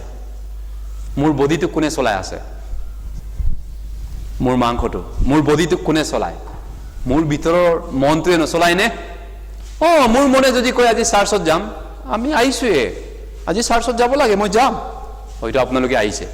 কোনোবা যদি মন্তৰত ভাবিছিলে নাযাওঁ দিয়া, আজি ক'ৰবাত মদকে খাম, ক'ৰবাত জুৱা খেলি থাকিম, ক'ৰবাত চাৰিআলি তিনিআলিত ঘূৰি ফুৰি থাকিম, আজি লগ সংগৰ লগত টিভিকে চামচোন।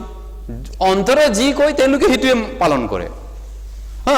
গতিকে my body is control by my heart. মোৰ অন্তৰে মোৰ শৰীৰটোক চম্ভালি ৰাখে।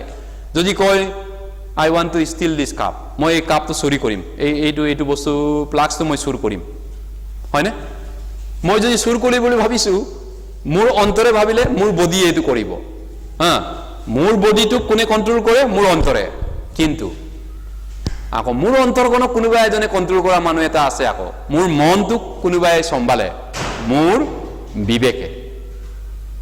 মাই heart is control by my conscience again, হয় নহয়? মোৰ এটা বিবেকো আছে, সেই বিবেকে কয় এইটো লোকৰ বস্তু নাপায়, চুৰ কৰিব নাপায় বুলি আকৌ কয় নহয় বিবেকটোৱে। ৰখি যাওঁ আমি, নাপায় নহয়। কিন্তু মোৰ বডি, মোৰ অন্তৰে চুৰ কৰিব বিচাৰে, লৈয়ে যাওঁ নেকি এই কিতাপখনকে ঘৰলৈ মনে মনে।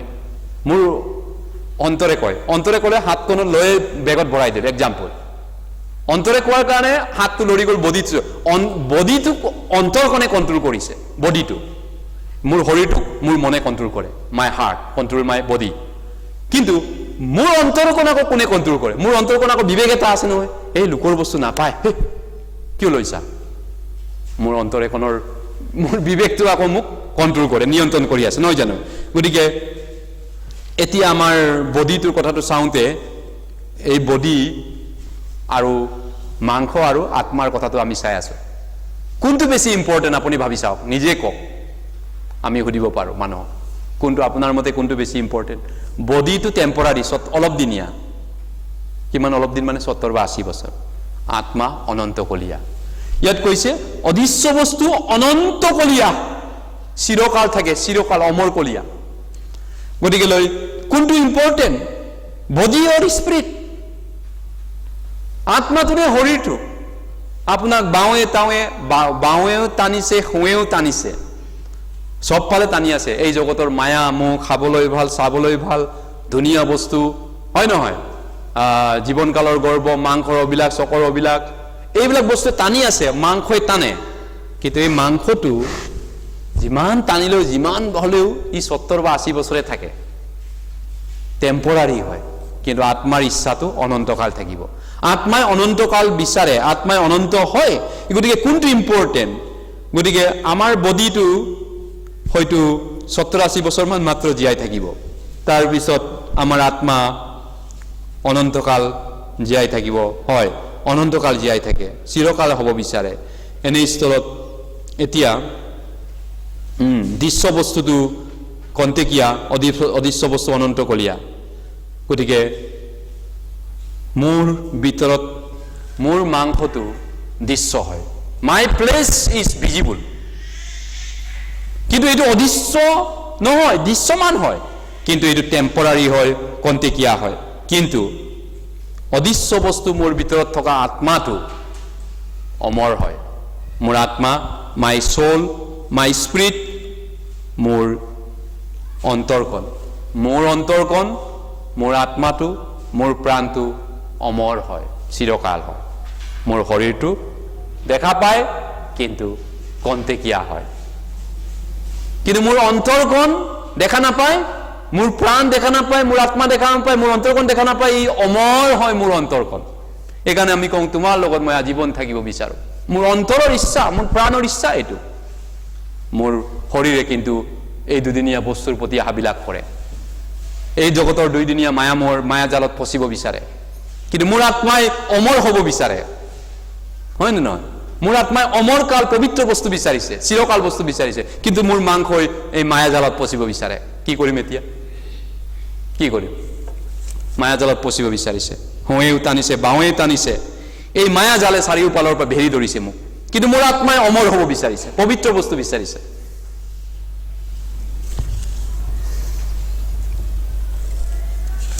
এই গতিকে এতিয়া আমি অনন্ত জীৱনৰ কথাটো আপুনি কি ভাবে?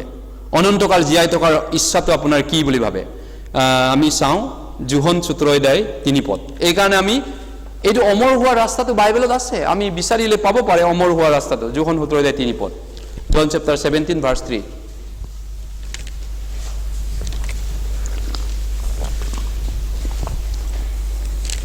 John 17 verse 3।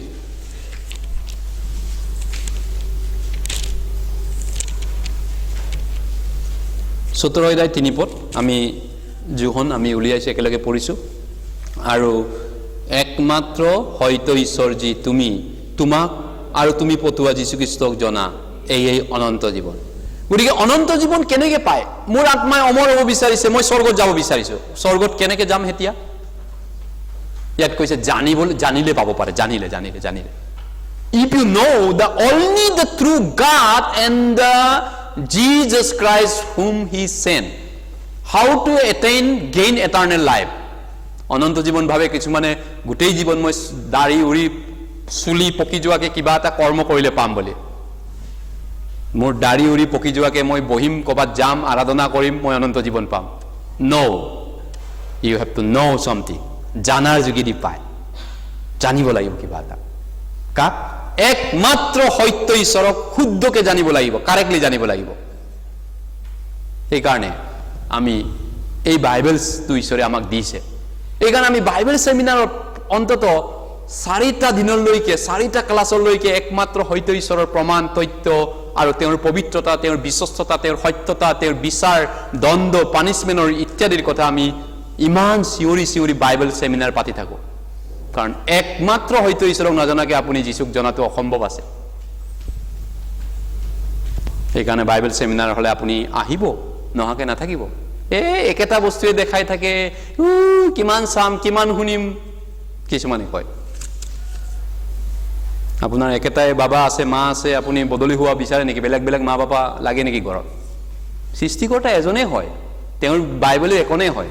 সেইটোকে কাৰেক্টকে জানকচোন, নহয় জানো? শুদ্ধকে জানকচোন, তাতে আপোনাৰ মোৰ জীৱনৰ অৰ্থ ওলাই পৰিব। এইধৰণে আমি মানুহক বুজোৱাটো দৰকাৰ, নহয় নে? এইকাৰণে অনন্ত জীৱনটোক কিবা কৰ্ম কৰি নাপায়, অনন্ত জীৱন জানাৰ যোগেদি আহে, জানাৰ যোগেদি। সেইকাৰণে আমি বাইবেল ছেমিনাৰত মাতো, আহক আপোনালোকে ফ্ৰীকে দিয়া আছে, আপুনি আহক, শুনক, ঈশ্বৰক জানিব পাৰিব। হয়, এইকাৰণে অনন্ত জীৱনৰ কথা ঈশ্বৰে প্ৰতিজ্ঞা কৰিছে বাইবেলত। সেই অনন্ত জীৱন আপোনাৰ আছেনে? কনফাৰ্ম, চিয়'ৰ, 100%? নে নিজে চিয়'ৰ কৰিছে যে মই কনফিডেন্সত কৈছোঁ মই অনন্ত জীৱন পাম? নিজৰ কনফিডেন্সত ক'লেতো ঈশ্বৰে নহ'ব, বাইবেলৰ মতে হ'ব লাগিব অনন্ত জীৱনটো। বাইবেলে এপ্ৰুভ কৰিব লাগিব। মই চাকৰি পামনে? মই পাম বুলি, মই চাকৰি পাম বুলি মই নিজে দাবী কৰিলে নহ'ব। অফিচাৰে, ডাইৰেক্টৰে, কমিশ্যনাৰে এপ্ৰুভ কৰিব লাগিব চাকৰি পাইছে বুলি ফাইলটো, তেহে হ'ব। মই নিজৰ কনফিডেন্সত ক'লেতো নহ'ব, তাৰ পৰা যদি ফাইল এপ্ৰুভ নহয়। ঠিক তেনেকৈ স্বৰ্গত ঈশ্বৰে যদি মোৰ নাম নাই, মই নিজে যদি আত্মকনফিডেন্সত ভাবি থাকোঁ মই স্বৰ্গত যামেই, এইটো নহয়, তেনেকৈ নহ'বগৈ। এইকাৰণে টাইটাছ তিত, ইব্ৰী আগত আপত তিত পাব, তিত 1 অধ্যায়তো কৈছে অনন্ত জীৱনৰ কথা। আত্মাৰ অনন্ত জীৱনৰ কথা আহিল। এতিয়া আত্মাৰ পিছত অনন্ত জীৱন আহিল। আমি আত্মাৰ অন্তিম ভাগ্যৰ অনন্ত জীৱন। ইব্ৰী 9 পাওঁতে পাব পিলিমনৰ লগত আছে টাইটাছ, তিত চেপ্টাৰ 1 বা 2 তিমথিয়ৰ পাছত পাব তিত, 2 তিমথিয়ৰ পিছত। তিত 1 অধ্যায় 2 আৰু 3 পদ, 2 আৰু 3 পদ। যি অনন্ত জীৱন মিছা নোকোৱা ঈশ্বৰে অনাদিকালৰ পূৰ্বে দিবলৈ প্ৰতিজ্ঞা কৰিছিল, কিন্তু ঠিক সময়ত ঘোষণাৰ দ্বাৰাই নিজ বাক্য প্ৰকাশ কৰিলে, আৰু সেই ঘোষণা কাৰ্য আমাৰ ত্ৰাণকৰ্তা ঈশ্বৰৰ আজ্ঞাৰ দৰে মোৰ হাতত গতাই দিয়া হ'ল। সেই অনন্ত জীৱনৰ আশাত ঈশ্বৰৰ দাস আৰু যীশুখ্ৰীষ্টৰ নিযুক্ত পাচনি পৌল সাধাৰণ বিশ্বাসৰ বাবে যথাৰ্থ পুত্ৰ তিতৰ সমীপলৈ। হয়, অনন্ত জীৱন, যি অনন্ত জীৱন মিছা নোকোৱা ঈশ্বৰে অনাদিকালৰ পূৰ্বে প্ৰতিজ্ঞা কৰিছিল। মৰাৰ পিছত আমি ভাবিব পাৰোঁ এই বডিটো মৰিলেতো খতম, কিন্তু ঈশ্বৰে কৈছে অনন্ত জীৱনৰ প্ৰতিজ্ঞা কৰিছে, প্ৰমিছ কৰিছে, চন্দন কাঠতে জ্বলাওক, কেৰাচিনতে জ্বলাওক, জুইতে পেলাই দিয়ক, বডিটো মাছে খাই পেলাওক, অনন্ত জীৱনৰ কথা ঈশ্বৰে প্ৰতিজ্ঞা কৰিছে মানৱ জাতিক সৃষ্টি নকৰাৰ পূৰ্বৰ পৰা। এই বডিত নহয়, এই বডিটো ৭০-৮০ বছৰ, টেম্পৰাৰী, বিজিবুল, কণ্টেকীয়া, কিন্তু অনন্ত জীৱন প্ৰতিজ্ঞা আছে। ইয়াত নহয়, কিন্তু অনন্ত জীৱন আছে, বাইবেলে কৈছে, ঈশ্বৰে প্ৰতিজ্ঞা কৰিছে। কিন্তু এইটোতো কণ্টেকীয়া, ৭০-৮০ বছৰ থাকে, কিন্তু ঈশ্বৰে কৈছে অনন্ত জীৱন আছে। কেনেকুৱা বডিত হ'ব এইটো? কি প্ৰকাৰৰ বডিত হ'ব? কেনেকুৱা বডিত হ'ব অনন্ত জীৱন?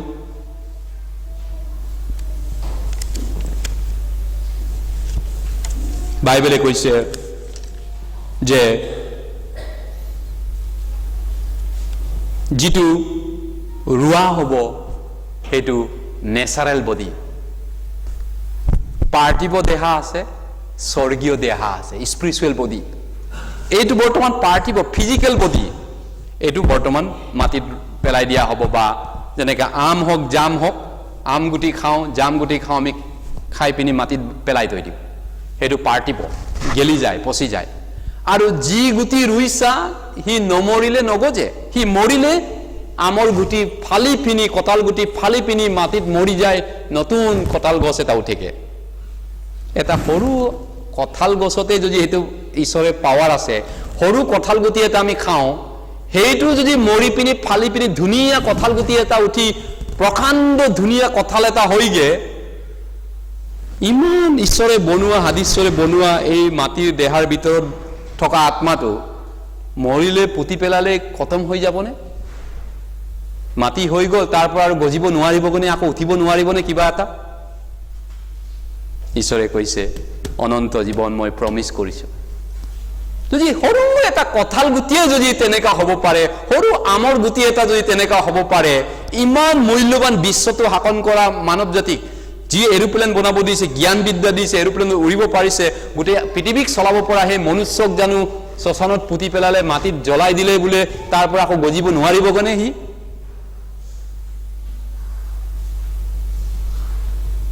ঈশ্বৰে অনন্ত জীৱনৰ প্ৰমিছ কৰিছে, প্ৰতিজ্ঞা কৰিছে, অনন্ত জীৱন। গতিকে যি গুটি ৰুইছা সি নমৰিলে নগজে, হে মূৰ্খ। কোনোবা সুধিছিলে মানুহ মৰিলে কি প্ৰকাৰে উঠিব? প্ৰথম কৰোঁতে 15 সি কেনেকৈ ওলাব? যদি আমৰ গুটি এটা আপুনি পেলাই বা গুমৰ গুটি এটা পেলাই সি কেনেকৈ উঠেগে? কি ধৰণে, কি প্ৰকাৰ বডিত উঠেগে? আপোনাৰ বাৰীত থকা আম, জাম, তামোল কেনেকৈ উঠেগে? সি মৰি পিনি ফচি পিনি গেলি যায়, তাৰপিছত উঠেগে। তেনেহ'লে আপোনাৰ বডিটো গেলি গ'ল, পচি গ'ল বুলি আপোনাৰ আৰু জীৱন নাই? ইমান তামোল এটাও যদি তেনেকুৱা নহয়, আম গুটি এটাও যদি তেনেকুৱা নহয়, ইমান মূল্যৱান ঈশ্বৰৰ হাদিশ্বৰে চেহেৰাৰে বনোৱা, ঈশ্বৰৰ জীৱন, মৰম, প্ৰেম, প্ৰাণ দি বনোৱা এই মনুষ্য জানো গেলি গ'লে, পচি গ'লে, বাৰীৰ ভিতৰত মাটিত পুতি খতম হৈ গ'ল, তাৰপিছত উঠিব নোৱাৰিব আৰু? ঈশ্বৰে তেনেকৈ বনাইছে মানুহক। প্ৰিয়সকল, ঈশ্বৰে অনন্ত জীৱনৰ প্ৰমিছ কৰিছে আমাক, অমৰকাল, চিৰকাল জীৱনৰ প্ৰমিছ কৰিছে। কি প্ৰকাৰ শৰীৰত আহিব, কেনেধৰণে উঠিব সেই অনন্ত জীৱন, হয়, সেই অনন্ত জীৱন কেনেকৈ আপুনি পাব পাৰিব, সেই অনন্ত জীৱনৰ কথাটো আপুনি মই জনাটো দৰকাৰ। সেইকাৰণে আমাক অনন্ত ইচ্ছা, হাবিয়াক ঈশ্বৰে আমাক দিছে। সেই অনন্ত জীৱন প্ৰতিজ্ঞা কৰাৰ কাৰণে আমিও অমৰ হ'বলৈ ইচ্ছা আছে। উপদেশক 3 আমি চাওঁ 11 পদ, এক্লেছিয়াছ চেপ্টাৰ 3 ভাৰ্ছ 11, এক্লেছিয়াছ চেপ্টাৰ 3 ভাৰ্ছ 11, উপদেশক 3:11 পদ।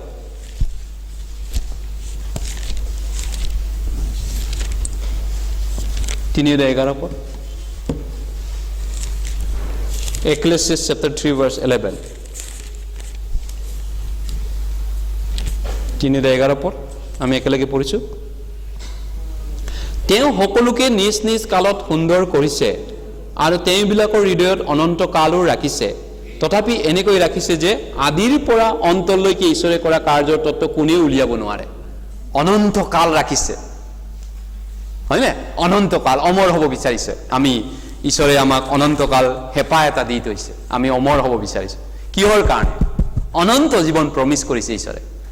যদি আম হওক, জাম হওক, গম হওক, তেওঁলোকৰো যদি তেনেকুৱা মূল্য এটা জীৱন আছে, এবাৰ মৰিলে মাটিত গেলিলে খতম হৈ গ'ল। খতম নহয়। নতুন আম ক'ৰ পৰা গজি আছে, নতুন কঁঠাল ক'ৰ পৰা গজি আছে, গম ক'ৰ পৰা গজি আছে, সেইটোৱে মৰি সেইটোৱে গেলি পিনি আকৌ নতুন হয়। মানুহ একা মানুহক প্ৰমিছ কৰিছে অনন্ত জীৱন ঈশ্বৰে। মিছা নোকোৱা, পূৰ্বকালৰ সৃষ্টি নকৰা অনাদিকালৰ আগতে মানুহ অমৰ হ'বৰ কাৰণে বনাইছে। জাষ্ট চাঙিত দাঙি লৈ গ'লো, জ্বলাই দিলো চন্দন কাঠেৰে বা টায়াৰ জ্বলাই মাটিত গেলি গ'ল, ফচি গ'ল, তাৰপিছত আৰু নাই মানুহটো, কথম জিন্দগী, চিৰকাল চিৰজীৱন। তেনেহ'লে আপোনাৰ বাৰীৰ তামোল গছজোপাও মাটিত পেলালে কিয় গজেগে?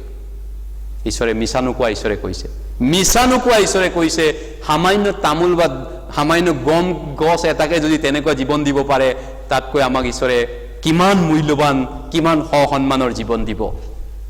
সেইকাৰণে মানুহ মৰ্যাদা পায়ো যদি থিৰে নাথাকে, এই বিনষ্ট হ'বলগীয়া পশুবোৰৰ নিচিনা বুলি কৈছে। গীতমালা 49:20 কৈছে, "The man is honorable if he do not understand, he is a beast like that Pharisees." বিষ, পহুৰ সমান হ'ব যদি তেওঁ এই জীৱনটোৰ অৰ্থ নাজানে। কিন্তু অনন্ত জীৱন কেনেকৈ পাব? অনন্ত জীৱন পাবলৈ হ'লে আপোনাৰ বিশ্বাসটো ৰাইট হ'ব লাগিব, কাৰেক্ট ফেইথ হ'ব লাগিব। স্বৰ্গত যোৱা বিশ্বাসটো শুদ্ধ বিশ্বাসেৰে যাব লাগিব, কাৰেক্ট ফেইথ। এইকাৰণে way to heaven, to go to heaven, and if you have wrong faith, go to hell. বাইবেলৰ মতে যদি শুদ্ধ বিশ্বাস থাকে, if you have correct faith, you will go to heaven, if you have wrong faith, you go to হেল।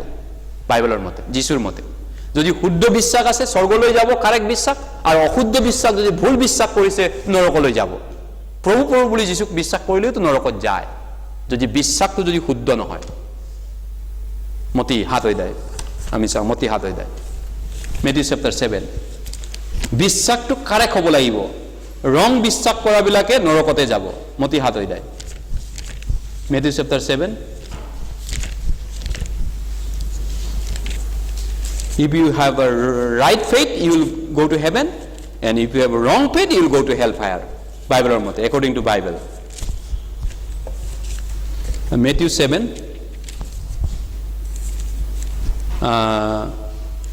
21, 21 পদ, 21-22 পদ। যিবিলাকে মোক প্ৰভু প্ৰভু বোলে, তেওঁবিলাক সকলোৱে যে স্বৰ্গৰাজ্যত সোমাব এনে নহয়, কিন্তু যিজনে স্বৰ্গত থকা মোৰ পিতৃৰ ইচ্ছা পালন কৰে সেইজনেহে সোমাব। সেইদিনা অনেকে মোক ক'ব, হে প্ৰভু, আমি তোমাৰ নামেৰে ভাবুক্তি প্ৰচাৰ কৰা নাইনে? আৰু তোমাৰ নামেৰে ভূতবোৰক খেদোৱা নাইনে? আৰু তোমাৰ নামেৰে অনেক পৰাক্ৰম কাৰ্য কৰা নাইনে? তেতিয়া মই সিহঁতক স্পষ্টকৈ ক'ম, মই তহঁতক কেতিয়াও জনা নাই, সেই অধৰ্মচাৰীবোৰ মোৰ ওচৰৰ পৰা দূৰ হ। গতিকে যিসকলে মোক প্ৰভু প্ৰভু বুলি ক'লে তেওঁলোক স্বৰ্গত নাযায়। এতিয়া যীশুক প্ৰভু বুলি কোৱা মানুহ চাৰ্চত আহে, হয়তো কিছুমানে বেলেগকো প্ৰভু বুলি কোৱা মানুহ আলহী হিচাপত আহিব পাৰে, সেইটো বেলেগ কথা। কিন্তু সচৰাচৰতে আপোনালোকে প্ৰভু বুলি কোৱা মানুহ বুলি ভাবিছে নহয় জানো? কিন্তু ইয়াত কৈছে মোক প্ৰভু প্ৰভু বুলি কোৱা সকলোৱে স্বৰ্গত নাযায়।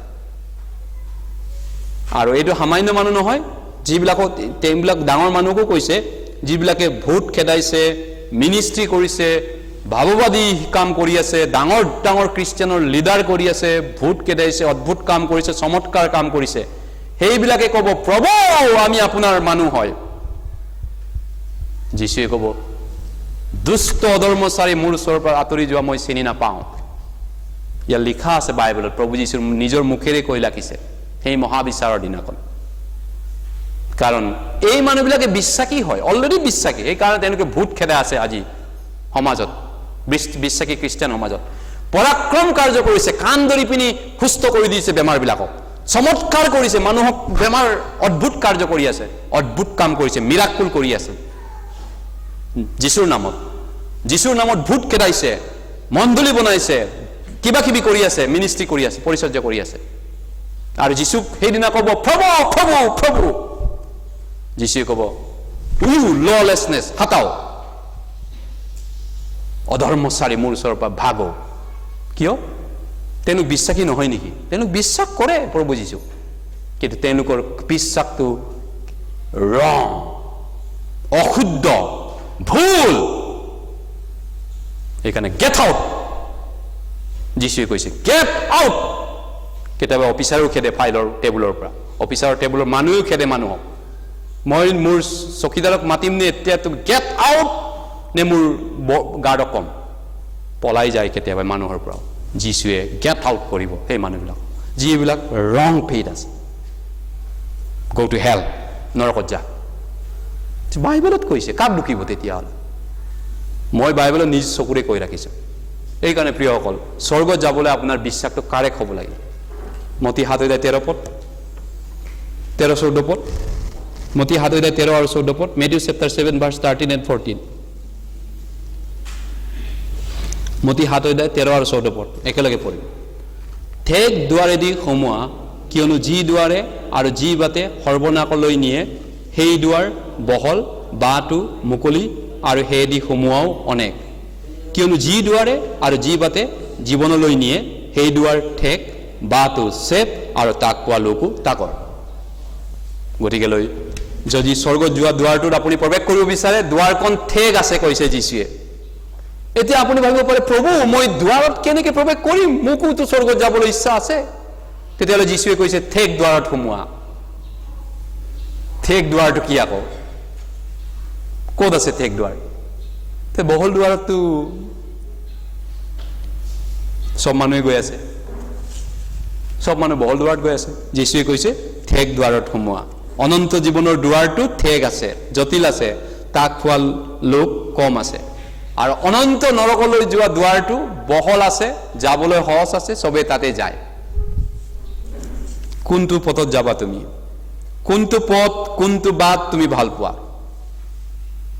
এটা প্ৰভুৱে সুধিছে তুমি কোনটোক ভাল পোৱা বহল দুৱাৰ নে ঠেক দুৱাৰ according to your choice your destiny will be determined আপোনাৰ পছন্দ মতে আপোনাৰ বাট অনন্তকলীয়া কপালটো নিৰ্ধাৰণ কৰিব আপুনি কোনটো ভাল পায় জীৱনৰ পথ মৃত্যুৰ পথ জিৰমিয়াই কৈছে 8 পদত কৈছে চোৱা মই এই লোকবিলাকক কৈছো জীৱনৰ পথ আৰু মৃত্যুৰ পথ থৈছো তেওঁলোকে এটা বাচিব লাগে ঈশ্বৰে মানৱ জাতিক কৈছে নৰকৰ যোৱা বাট আছে স্বৰ্গত যোৱা বাট আছে কোনটো বাটেদি যাম পাহাৰৰ ভিতৰত সাতাৰ গাঁৱত এইপাকে গৰম পাৰাই দি সাতাৰ গাঁও যাব পাৰে এইপাকে সোমাই জংগলৰ মাজেদি এইপালে অকবাৰ আগতে গৰম পাৰাই দি আৰু সেইপালে মেইন ৰাস্তাও আছে স্বৰ্গত যোৱা বাট নৰকত যোৱা বাটৰ কথা কৈ আছো এতিয়া স্বৰ্গত যোৱা বাটটো ঠেক আছে জটিল আছে তাক পোৱা লোক বহুত কম আছে কিন্তু নৰকত যোৱা বাটটো বহল আছে আৰু সহজ আছে যাবলৈ ইজি আছে সবে তাতে যায় আছে কিন্তু আপুনি একা কোনটো ভাল পায় বাইবেলে প্ৰশ্ন কৰিছে তুমি কোনটো পথ ভাল পোৱা আৰু তোমাৰ ভাল পোৱা নিজেই সিদ্ধান্ত লোৱা আৰু হেতু মতে তোমাৰ ভাগ্য নিৰূপণ হ'ব জেগাটো অনন্তকলীয়া জেগাটো ক'ত থাকিবা হয়নে হেতুৱে ঈশ্বৰে মানুহক প্ৰেমৰ চিন দিছে যে নিজে এটা বাছি ল'ব লাগিব এইকাৰণে স্বৰ্গ ৰাজ্যত যাবলৈ হলে আমি এক্সামিন কৰাটো দৰকাৰ আমাৰ বিশ্বাসটো আমি এনেই জাস্ট নিজকে নিজে ভাবি থাকিলে নহব 2 কৰিন্থিয়া 13:5 পদ 2 Corinthians chapter 13 বাইবেলে কৈছে আমাৰ বিশ্বাসটো পৰীক্ষা কৰা আমি ঠেক দুৱাৰত সোমোৱা বিশ্বাস আছে নে বহল দুৱাৰত আমাৰ বিশ্বাস আছে এক্সামিন ইয়োৰ ফেইথ বিশ্বাসটো পৰীক্ষা কৰা 2 Corinthians 13:13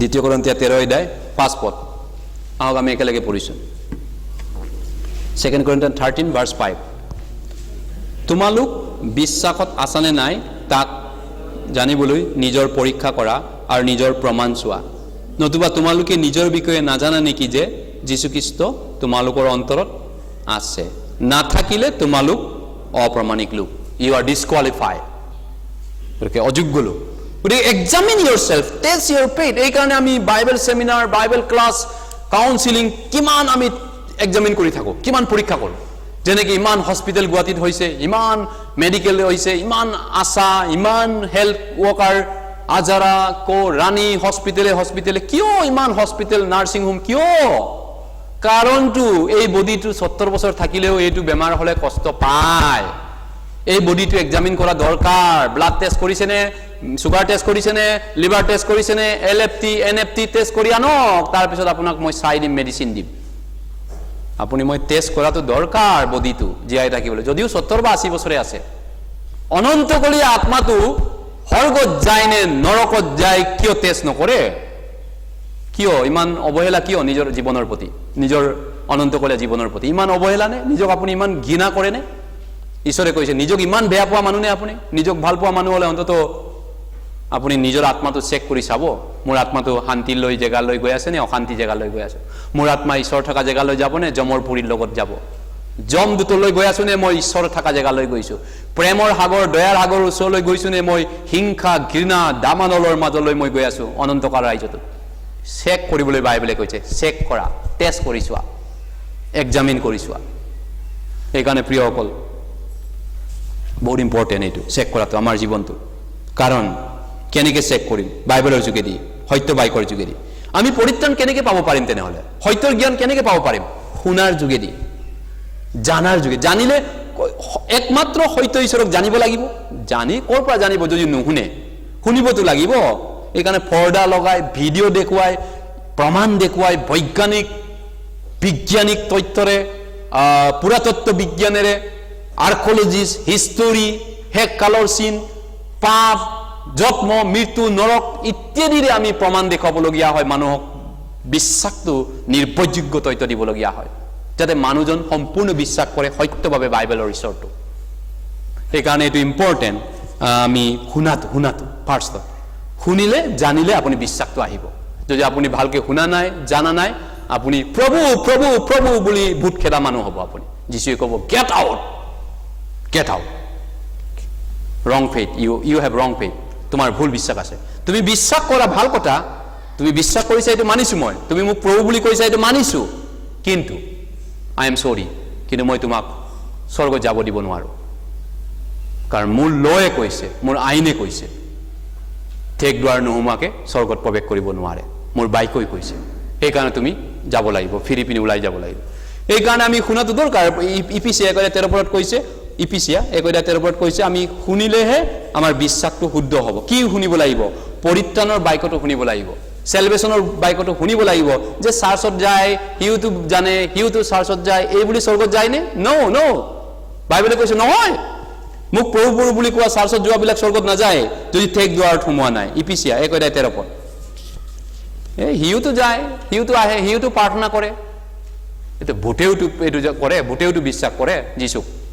বাহিনীবিলাকৰ বুট পোৱাবিলাকে পবিত্ৰ বুলি কয় যীশুক, পবিত্ৰ ঈশ্বৰৰ পুত্ৰ বুলি কয়, কিন্তু যাব নোৱাৰে স্বৰ্গত শয়তানে। কিয়? ইপিচিয়া 1:13 আমি একেলগে পঢ়িম। ইফিচিয়ান্স চেপ্টাৰ 1:13। তেওঁতে তোমালোকে সত্যতাৰ বাক্য, অৰ্থাৎ তোমালোকৰ পৰিত্ৰাণৰ সুবাৰ্তা শুনিবলৈ পায়, তেওঁতেই বিশ্বাসো কৰি অংগীকৃত পবিত্ৰ আত্মাৰে মোহৰ মৰা হলা। ইয়াত কৈছে শুনা, সত্য বাক্য শুনাটো, সত্য সত্য সত্য। কাৰণ বহুত জুথা শিক্ষা আছে, জুথা শিক্ষা আছে, জুথা ভাৱবাদী আছে, সত্য বাক্যও আছে, ভাৰী কোৱা ভাৱবাদীও আছে বাইবেলত। পুৰণা নিয়মৰ পৰা চাব। এইটো নহয় যে আপুনি চব ভাৱবাদী একেই হয়, চব ভাৱবাদী একে নহয়। ভাৰী কোৱা ভাৱবাদী ইজৰাইলত মিখাৰ দিনত 400 ভাৱবাদী আছিলে, ফলছ প্ৰফেট 400। যিচয়াৰ দিনত 850 জন ভাৰীকটি ভাৱবাদী আছিলে, মাত্ৰ সত্য ভাৱবাদী এজন আছিলে, আইজায়া, যিচয়া, এলিয়াৰ দিনত। আৰু মিখাৰ দিনত 400 জন ভাৱবাদী আছিলে, ফলছ প্ৰফেট, আৰু মিখা এজন মাত্ৰ সত্য ভাৱবাদী আছিলে ইজৰাইলৰ মাজত, এজন। 400 এজন, 850 একজন। অ' মাই গড, কি এইটো? 850 জন মিছা খ্ৰীষ্টিয়ান, সত্য খ্ৰীষ্টিয়ান এজন আছিলে মাত্ৰ। বাইবেল পঢ়িব, বাইবেল লিখা আছে, এইবিলাক চব লিখা আছে পুৰণা নিয়মত। বাইবেল পঢ়িবলৈ সময় পায়নে আপোনালোকে? হয়তো বহুতে নাজানে, বাইবেল পঢ়িব সময়ে নাই, নহয় জানো? বাইবেল পঢ়ি আজিলৈকে শেষেই কৰা নাই, কি লিখিছে বাইবেল নাজানে, পুৰণা নিয়মত ঈশ্বৰৰ হিষ্টৰী নাজানে। গতিকে ইমান ভাৰী কোৱা জুতা শিক্ষা, জুতা খ্ৰীষ্টিয়ানিটি ভৰি আছে, তাৰ মাজতো সত্য ক'বাত আছে। যোহনা 8:32 যীশুৱে কৈছে তোমালোকে সত্যক জানিবা, এই সত্যই তোমালোকক মুক্ত কৰিব। সত্য কথাটো, সত্য শুনিব লাগিব। এই সত্যটো কি? ইয়াত কৈছে তোমালোকৰ পৰিত্ৰাণৰ সুবাৰ্তা বুলি কৈছে, the gospel of your salvation. পৰিত্ৰাণ, উদ্ধাৰ মুক্তিৰ বাণী, উদ্ধাৰ মুক্তিৰ বাণী শুনিব লাগিব, জানিব লাগিব আৰু বিশ্বাস কৰিব লাগিব, তেহে স্বৰ্গত যাব। প্ৰভু প্ৰভু বুলি ক'লে নাচি থাকিলে, ভূত খেদালে নাযায়।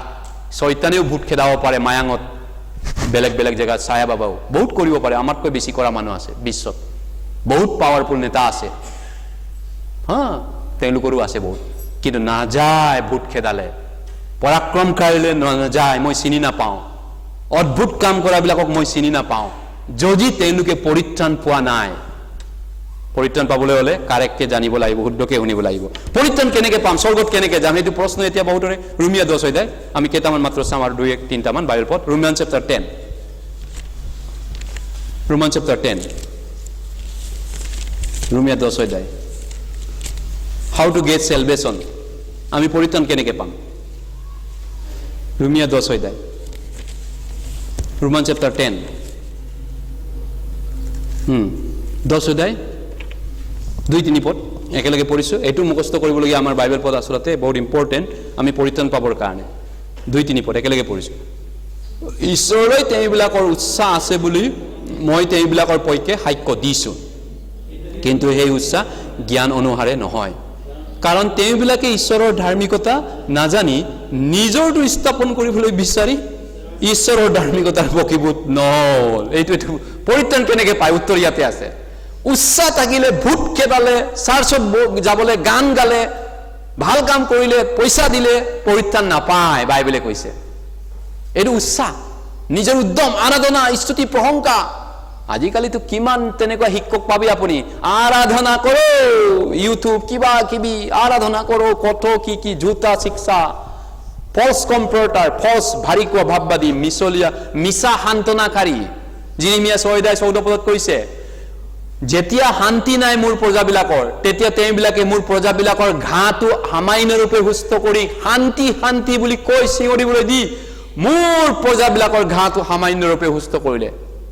জেৰেমিয়া 6:14 কৈছে, when there is no peace they have also healed the heart of my people slightly and say peace peace when there is no peace. মোৰ প্ৰজাবিলাকৰ পাপৰ পৰা, পাপৰ ঘাঁ, পাপৰ জখম সম্পূৰ্ণ ধোৱা নাই, পাপ সম্পূৰ্ণ চাপা হোৱা নাই, সম্পূৰ্ণ পাপ চাপা হোৱা নাই, কিন্তু অলপমান পাপ চাপা কৰি তেওঁলোকে নাচিব দিছে, গানা গাব দিছে, আৰাধনা কৰিব দিছে। আৰু য'ত শান্তি নাই, শান্তি শান্তি বুলি কৈ জোতা সান্তনা দিছে, বৰবাদ হ'ব, বৰবাদ হ'ব, বাইবেলে কৈছে জিৰিমিয়া 6:14, জিৰিমিয়া 5:30-31। আৰু মোৰ প্ৰজাবিলাকে সেইটোৱে ভাল পায়, বাইবেলে কৈছে। আৰু মোৰ প্ৰজাবিলাকে ভাৰী কোৱা শিক্ষকবিলাকে ভাৰী কোৱা ভাৱবাদী প্ৰচাৰ কৰে, ভুল বাক্য, ভুলকে ব্যাখ্যা দি আছে। আৰু মোৰ প্ৰজাও ইয়াকে ভাল পায়। ইয়াৰ অন্তত মই কি কৰিম, ঈশ্বৰে কৈছে, মই কি কৰিম মানুহবিলাকক এতিয়া। গতিকে নিজৰ ধাৰ্মিকতা স্থাপন কৰিবলৈ বিচাৰি নিজৰ ধৰ্ম কৰ্মৰে স্বৰ্গত নাযায়। নিজৰ ধৰ্ম কৰ্ম, উৎসাহ, উদ্যম, গান, প্ৰাৰ্থনা, আৰাধনা, সেইটোৰে মানুহ স্বৰ্গত যাব নোৱাৰে। আমাৰ দৰে পাপীয়ে ইমান পবিত্ৰ ঈশ্বৰৰ আগত, তেতিয়াহ'লে কেনেকে মানুহ স্বৰ্গত যাব? সেইটোৱেতো কৈছে, স্বৰ্গত কেনেকে যাব। এনেহ'লে আমি জানাটো দৰকাৰ, স্বৰ্গত আমি যাবলৈ হ'লে কৰ্মৰে যাব নোৱাৰো। ইফিচিয়া 2 অধ্যায়, আমি কৰ্মৰে যাব নোৱাৰো। ইফিচিয়ান চেপ্টাৰ 2। সেইকাৰণে আপোনাৰ বিশ্বাসটো শুদ্ধ হ'ব লাগিব। ভাবিছে আপুনি ভূত খেদাই আৰাধনা কৰি স্বৰ্গত যাম বুলি, এইটো ৰং ফেইথ, ৰং। ই আপোনাৰ বিশ্বাস ভুল, টোটেলি ভুল। ইফিচিয়া 2 অধ্যায়, নৰকত যোৱা বিশ্বাস এইটো। ইফিচিয়া 2:8 পদ, ইফিচিয়া 2:8 পদ, 8 আৰু 9 পদ। ইফিচিয়া 2:8 আৰু 9 পদ আৰু 9 পদ একেলগে পঢ়িছো। কিয়নো অনুগ্ৰহেৰে বিশ্বাসৰ দ্বাৰাই তোমালোকে পৰিত্ৰাণ পালা, আৰু হে তোমালোকৰ পৰা নহয়, ঈশ্বৰৰ হে দান। কোনেও যেন শ্লাঘা কৰিব নোৱাৰে, এই নিমিত্তে হে কৰ্মৰ পৰাও নহয়। গতিকে পৰিত্ৰাণ কৰ্মৰ পৰা নহয়। তেনেহ'লে আপুনি কিয় ভাবিছে যে পৰিত্ৰাণ মই চাৰ্চত বহি থাকিলে, গীৰ্জাত গ'লে, গানা গালে, আৰাধনা কৰিলে মোৰ পাপ ঈশ্বৰে মোক মুক্তি দিব নেকি? মোৰ জখমৰ পৰা মোক ঈশ্বৰে সুস্থ কৰিব নেকি? ন। পৰিত্ৰাণ কৰ্মৰ পৰা নহয়, নিজৰ ধৰ্মৰ পৰা নহয়, নিজৰ কিবাৰ পৰা নহয়, নিজৰ উদ্যমৰ পৰা নহয়, নিজৰ জীনৰ পৰা নহয়। ঈশ্বৰৰ গিফ্ট হয়, গিফ্ট। শুনি পিনি পৰিত্ৰাণ বিশ্বাস কৰিলে পায়, শুনাৰ দ্বাৰা বিশ্বাসেৰে পায়। প্ৰিয়সকল, আপোনালোকে এনেকুৱা মানুহ লগ পাইছেনে যিবিলাকে এতিয়াও নিজকে ভাবিছে যে ভাল খ্ৰীষ্টিয়ান হ'ব লাগিব, দান দিব লাগিব, ভাল কাম কৰিব লাগিব, চাৰ্চত যাব লাগিব, গানা গাব লাগিব, আৰাধনা কৰিব লাগিব, ভাল কাম কৰিলেহে স্বৰ্গত ঈশ্বৰে নিব এদিনাখন? এনেকুৱা মানুহ লগ পাইছেনে? মই বহু লগ পাইছো, বাইবেলৰ পৰা টোটেলি অপজিট। বাইবেল ক'বাত তেওঁলোকৰ বিশ্বাস ক'বাত ঈশ্বৰৰ বাক্যৰ পৰা বিপৰীত 100% বিপৰীত ৰং ফেইথ ইনকাৰেক্ট ফেইথ অশুদ্ধ বিশ্বাস প্ৰভু প্ৰভু ক'ব হাত থাও প্ৰভুৱে ক'ব হাত থাও ৰং ফেইথ কাৰণ ঈশ্বৰৰ বাক্যত লিখা আছে কথাটো প্ৰিয়সকল সেইকাৰণে আমি মানুহক শুদ্ধ বিশ্বাসৰ কথা ক'ব লাগে শুদ্ধভাৱে মানুহক বুজাব লাগে অশুদ্ধ হ'লে ঈশ্বৰে আমাক বিচাৰ কৰিব গো টু হেল নৰকত যা আৰু কাক দুখিব তেতিয়া প্ৰিয়সকল কাক দুখিব এইকাৰণে আমি নতুন জন্ম পাব লাগিব নতুন জন্মটো কৰ্মৰে আমি পাব নোৱাৰো ঈশ্বৰৰ অনুগ্ৰহ দয়া মৰমৰ দ্বাৰাহে পাব পাৰে স্বৰ্গ যোৱাটো ঈশ্বৰৰ মৰম অনুগ্ৰহৰ দ্বাৰা হয় আমাৰ কৰ্মৰ দ্বাৰা নহয় কিছুমানে কয় কোন ঈশ্বৰৰ দয়াৰে আমি স্বৰ্গত যাম কৰ্ম নকৰাকেনে স্বৰ্গত যাব পাৰে না এনেকৈ কয় শুনাত বহুত ধুনীয়া যেন লাগে এইটো মাতটো শয়তানৰ হয় শয়তানৰ মাত হয় এইটো টিট আমি যিটো পিলিপিয়া নহয় ইব্ৰী পিলিমনৰ আগত চাইছিলোঁ টিট টাইটাছ 3 অধ্যায় আমি নতুন জন্মটো তেনেহ'লে আমি নিজে জন্ম হ'ব পাৰিম না নিজে কৰ্ম কৰি ইব্ৰী 3 অধ্যায় টাইটাছ পিলিমন আগত পাব টিট 2 তিমথিৰ পাৰ হৈ পাব টিটৰ প্ৰতিপত্ৰ 3 অধ্যায় টিটৰ প্ৰতিপত্ৰ 3 অধ্যায় 4 আৰু 5 পদ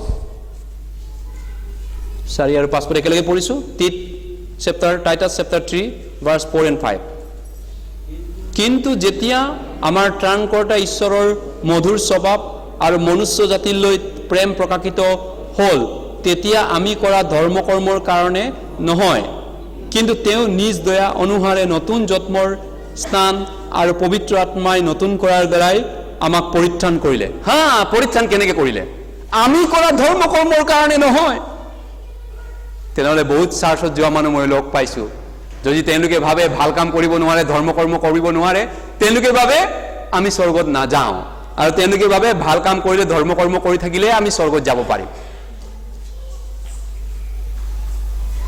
কোনটো ভুল বিশ্বাস কোনটো শুদ্ধ বিশ্বাস একবিধে বিশ্বাস কৰে আমি ধৰ্ম কৰ্ম কৰিহে আমাৰ পাপটো ধুব পাৰে একবিধে বিশ্বাস কৰে ঈশ্বৰৰ দয়াৰ দ্বাৰাহে অনুগ্ৰহৰ দ্বাৰাহে আমাৰ পাপ ধুব পাৰে কোনটো শুদ্ধ কোনটো ভুল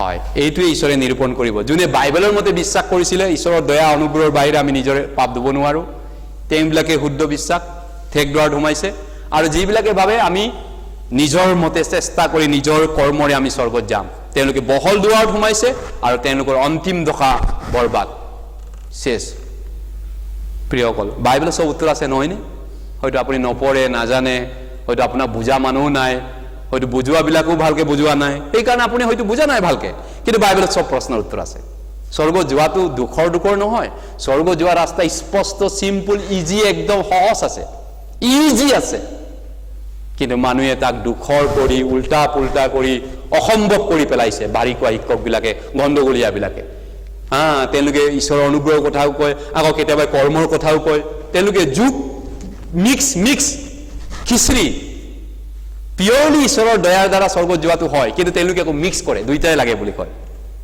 সেইটো কাৰণেতো ৰং ফেইথ সেইটোকেতো ঈশ্বৰে ক'ব মই চিনি নাপাওঁ প্ৰিয়সকল গতিকে আপুনি পাপ অলপমান ক্ষমা পাই স্বৰ্গত যাব নোৱাৰে জুতা শিক্ষকবিলাকে ক'ব অলপমান পাপ থাকিলে স্বৰ্গত যায় জুতা শিক্ষক এজন মই কেথলিকৰ পৰা ফাদাৰ এজনৰ লগ পাইছিলোঁ বোলে ক'ৰবাত PhD নে থিয়লজিয়ান নে কিবা বহুত কেইটা ডিগ্ৰী মোক দেখাইছে তেওঁ কেথলিকৰ ডাঙৰ ফাদাৰ অলপ পাপ থাকিলে মানুহ নৰকত যায়নে মোক সুধিছে অলপ পাপ থাকিলেতো স্বৰ্গত যায় একো নহয় অলপ পাপটো ডাঙৰ কেথলিক বিশ্বপ মানুহ এটা সুধিছে নৰ্থ ইষ্টৰ ডাঙৰ লিডাৰ তেনেহ'লে যীশুৰ শিক্ষাটো চাওঁ তেনেহ'লে মতি পাছ হৈ যায় সেই কেথলিকৰ ফাদাৰৰ শিক্ষাটো আৰু বাইবেলৰ মতে হয়নে যীশুৰ শিক্ষাটো কোনটো ৰাইট আমি চাওঁ মতি পাছ হৈ যায় মেথিউ চেপ্টাৰ 5:26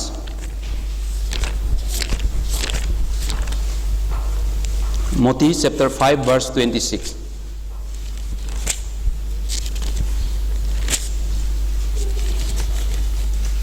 পাঁচ হয়ে 26 পদ Matthew chapter 5 verse 26 5:26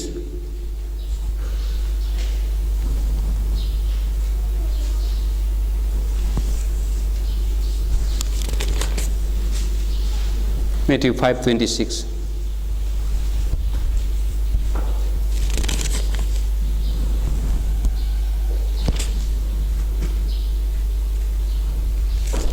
আমি এই বাইবেল পঢ়টো বহুত মনত ৰাখিবলগীয়া বাইবেল পঢ় হয় আসলতে আমি মুখস্থ কৰিবলগীয়া বাইবেল পঢ় হয় আমি একেলগে পঢ়িছোঁ 26 পদ মই তোমাক স্বৰূপ কৈ কওঁ হেক পাইতিও নিদিয়া মানে তাৰ পৰা তুমি কোনো পধ্যে ওলাবলৈ নাপাবা যীশু খ্ৰীষ্টই কৈছে হেক পাইতি নিদিয়ালৈকে তুমি তাৰ পৰা বিচাৰৰ পৰা নৰকৰ জুইৰ পৰা ওলাবলৈ নোৱাৰিবা তুমি জুনে নোহোৱা তে কেথলিক ফাদাৰে কৈছে অলপ পাপ থাকিলে একো নহয় হে ফাদাৰ কোন হয় আদামৰ বংশত পাপী পেটৰ পৰা জন্ম হোৱা মানুহ তেওঁ এটা মানুহ হয় দুইদিনীয়া মানুহ 70-80 বছৰৰ মাংসৰ মানুহ পাপী মনৰ কপটীয়া মনৰ পাপী মানুহ তেওঁলোকতো আপুনি শিক্ষা শুনিব আৰু তেওঁৰ দ্বাৰা বহুত মানুহ শুনি থাকে চাৰ্চত তেওঁ বাইবেলটো তোৰ মোৰ কৰি উল্টা পুল্টা মানুহ শিক্ষা দি আছে আৰু তাতে মানুহ যায় শুনে এইবিলাক মানুহৰ শিক্ষা লৈ আছে একবিধ মানুহ বাইবেল তেওঁলোকে মেলিবলৈ সময়ে নাই নিদিয়েও মেলিবলৈ তেওঁলোকে বাইবেলে কৰি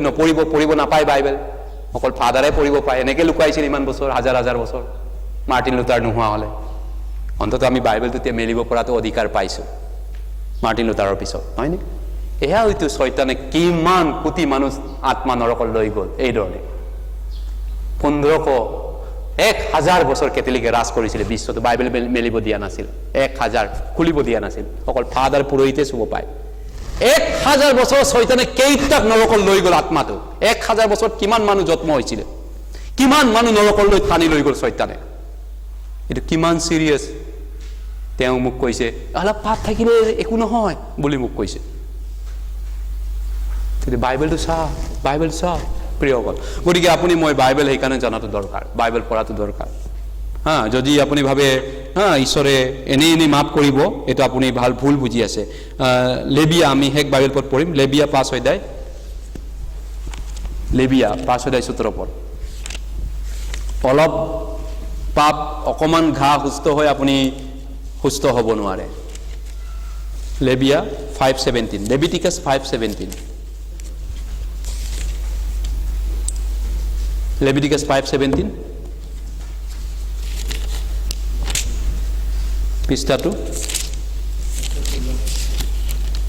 116 পৃষ্ঠা 5 অধ্যায় 17 পদ জোতা শিক্ষকবিলাকক উত্তৰ দিব পৰা বাইবেল পদবিলাক জানা উচিত জোতা শিক্ষা জোতা টিচিংবিলাক যিবিলাক ভাৰী কোৱা শিক্ষক মিছা শিক্ষা সেইবিলাক উত্তৰ দিবলৈ আমি বাইবেলটো জনা দৰকাৰ 17 পদ আমি একেলগে পঢ়ো আৰু কোনোৱে যদি জিহুৱাই নিষেধ কৰা কোনো কৰ্ম কৰি পাপ কৰে তেনে তেওঁ তাক নাজানিলেও দুখী হ'ব আৰু তেওঁ নিজ অপৰাধৰ ফল ভোগ কৰিব ফলটো পাব নৰকৰ ফলটো পাবই পাব কোনোবা তাক নাজানিলেও ফলটো নৰকতেই যাব এটো নহয় নাজানাকে কৰিছো ঈশ্বৰে মাফ কৰিব ঈশ্বৰ তেনেকা নহয় ঈশ্বৰ পবিত্ৰ হয় পাপ আন্ধাৰে পেৰিও নাই স্বৰ্গত কোনো পাপ নাই তাক কেনেকে পাপ অলপ হুমাই লৈ যাব আপুনি অলপমান পাপ অলপ লৈ যাব অলপমান ফাদাৰ পাস্তৰ অধিকন ভাই ভনী অলপমান পাপ লৈ যাব আপুনি স্বৰ্গত তাৰপিছত অনন্তকাল ঈশ্বৰৰ লগত থাকিবলৈ বিচাৰিছে আপুনি নো ইম্পসিবল ঈশ্বৰে কৈছে অসম্ভৱ নাজানাকে আপুনি মই নাজানিছিলো বাইবেল শিক্ষা দিয়া নাছিল নহয় ফাদাৰে তাতে কি হ'ল নাজানিলে কি হ'ল বাইবেলতো লিখা আছে মোৰ চৰিত্ৰটো পবিত্ৰ মোৰ চৰিত্ৰটো মই মেইনটেইন কৰিবই লাগিব মইতো মিলামিছা আপোচ কৰিব নোৱাৰো পাপৰ লগত মই পবিত্ৰ হয় মোৰ নাম যেহোৱা হয় ইজৰাইলৰ পবিত্ৰ জনা হয় মোৰ নামটো ইয়াতো পাপ লৈতো ইয়াত থাকিব নোৱাৰে স্বৰ্গত হেয়াতো অন্তিম দকা ৰং ফেথ ভুল বিশ্বাস এইখান এতিয়া থাকোতে আমি এই বিষয়টো সবচেয়ে ইম্পৰ্টেন্ট সমাধা কৰাটো শুদ্ধ যদি আপোনাৰ বিশ্বাস আছে প্ৰচাৰ কৰক পাস্তৰ বুলি ক'লে ইভাঞ্জেলিষ্ট বুলি ক'লে আপুনি স্বৰ্গত যায় বুলি নাভাবিব আপোনাৰ নিজৰে দেউৰ হ'ব পাৰে মামা হ'ব পাৰে বাগিন হ'ব পাৰে ধেৰ খ্ৰীষ্টান মানুহ আছে কিন্তু বিশ্বাসটো চেক কৰক বাইবেলৰ মতে হয় নে নহয় নে কৰ্ম কৰিব লাগে বুলি ভাবে যে কৰ্ম নকৰিলে নৰকত যায় বুলি ভাবে বাইবেলটো আপুনি চেক কৰক বাইবেল জানক তাৰপিছত আপুনি পাৰিব আনক শিকাবলৈ যদি আপুনি নিজে বাইবেল নপঢ়ে নিহিকে বাইবেল সেমিনাৰ ক্লাছ ফেলোশিপ আপুনি এবসেন্ট কৰি থাকে এবসেন্ট জগতৰ মায়া জালত আপুনি ফসি আছে ক'ত পাৰিব আপুনি নহয়নে প্ৰিয়সকল আপুনি যে এক্সপাৰ্ট হ'ব লাগিব স্মাৰ্ট হ'ব লাগিব বাইবেলৰ নলেজত কেনেকৈ হ'ব শিকিব লাগিব ফেলোশিপত আহিব লাগিব সেমিনাৰত আহিব লাগিব মিটিঙত বহিব লাগিব তেতিয়া আপুনি এক্সপাৰ্ট হ'ব, এক্সপাৰ্ট। তেতিয়া আপুনি আনক সহায় কৰিব পাৰিব, জানিব, বহুত বুজিব। ঠিক নহওক, যি কি নহওক, ঈশ্বৰে আপোনাক আশীৰ্বাদ কৰক আগন্তুক বছৰ দিনটোত, যাতে আপোনাক ঈশ্বৰে জ্ঞান দিয়ক, অধিক জানিবলৈ বুজিবলৈ সময় দিয়ক, ইচ্ছা দিয়ক। প্ৰাৰ্থনা কৰোঁ। মৰমীয়াল পবিত্ৰ পিতৃ ঈশ্বৰ, তোমাক ধন্যবাদ কৰিছোঁ। তোমাৰ অনুগ্ৰহ দয়াৰ যোগেদি আমি পাপী হ'লেও পৰিত্ৰাণ পোৱা লোক হৈছোঁ। তোমাৰ আগত কোনো ধাৰ্মিক নাই, এজনো নাই, সকলোৱে পাপী হয়। কিন্তু তুমি দয়া কৰিহে আমাক উদ্ধাৰ কৰিছা, পবিত্ৰ কৰিছা। তোমাৰ মৰমৰ কাৰণে আমি পৰিত্ৰাণ পাইছোঁ। তোমাৰ বাক্যৰ বিপৰীতে আমাৰ মাজত কোনোবা বিশ্বাস কৰা মানুহ যদি আছে, তেওঁলোককো দয়া কৰিব, যাতে শুদ্ধ বিশ্বাস কৰিব পৰাকৈ আহিব, শুনিব পৰাকৈ তেওঁলোকক নম্ৰ মন দিব, দয়া কৰিব। প্ৰভু অনুগ্ৰহ কৰিব, পবিত্ৰ আত্মা। আৰু যিসকল আমি উদ্ধাৰ পোৱা লোক হয় ইতিমধ্যে, এতিয়া বহুত ভুলত থকা মানুহ আছে, ভুল শিক্ষা পাই আছে, ভুলকৈ বাইবেল শিকাই আছে, তেওঁলোকক যেন আমি শুদ্ধকৈ শিকাব পাৰোঁ। আমাক আশীৰ্বাদ কৰক পবিত্ৰ আত্মা, তোমাৰ গৌৰৱৰ কাৰণে। এই প্ৰাৰ্থনা প্ৰভু যীশুৰ নামত কৰিছোঁ, আমেন। আহক আমি এটা গীত গাওঁ।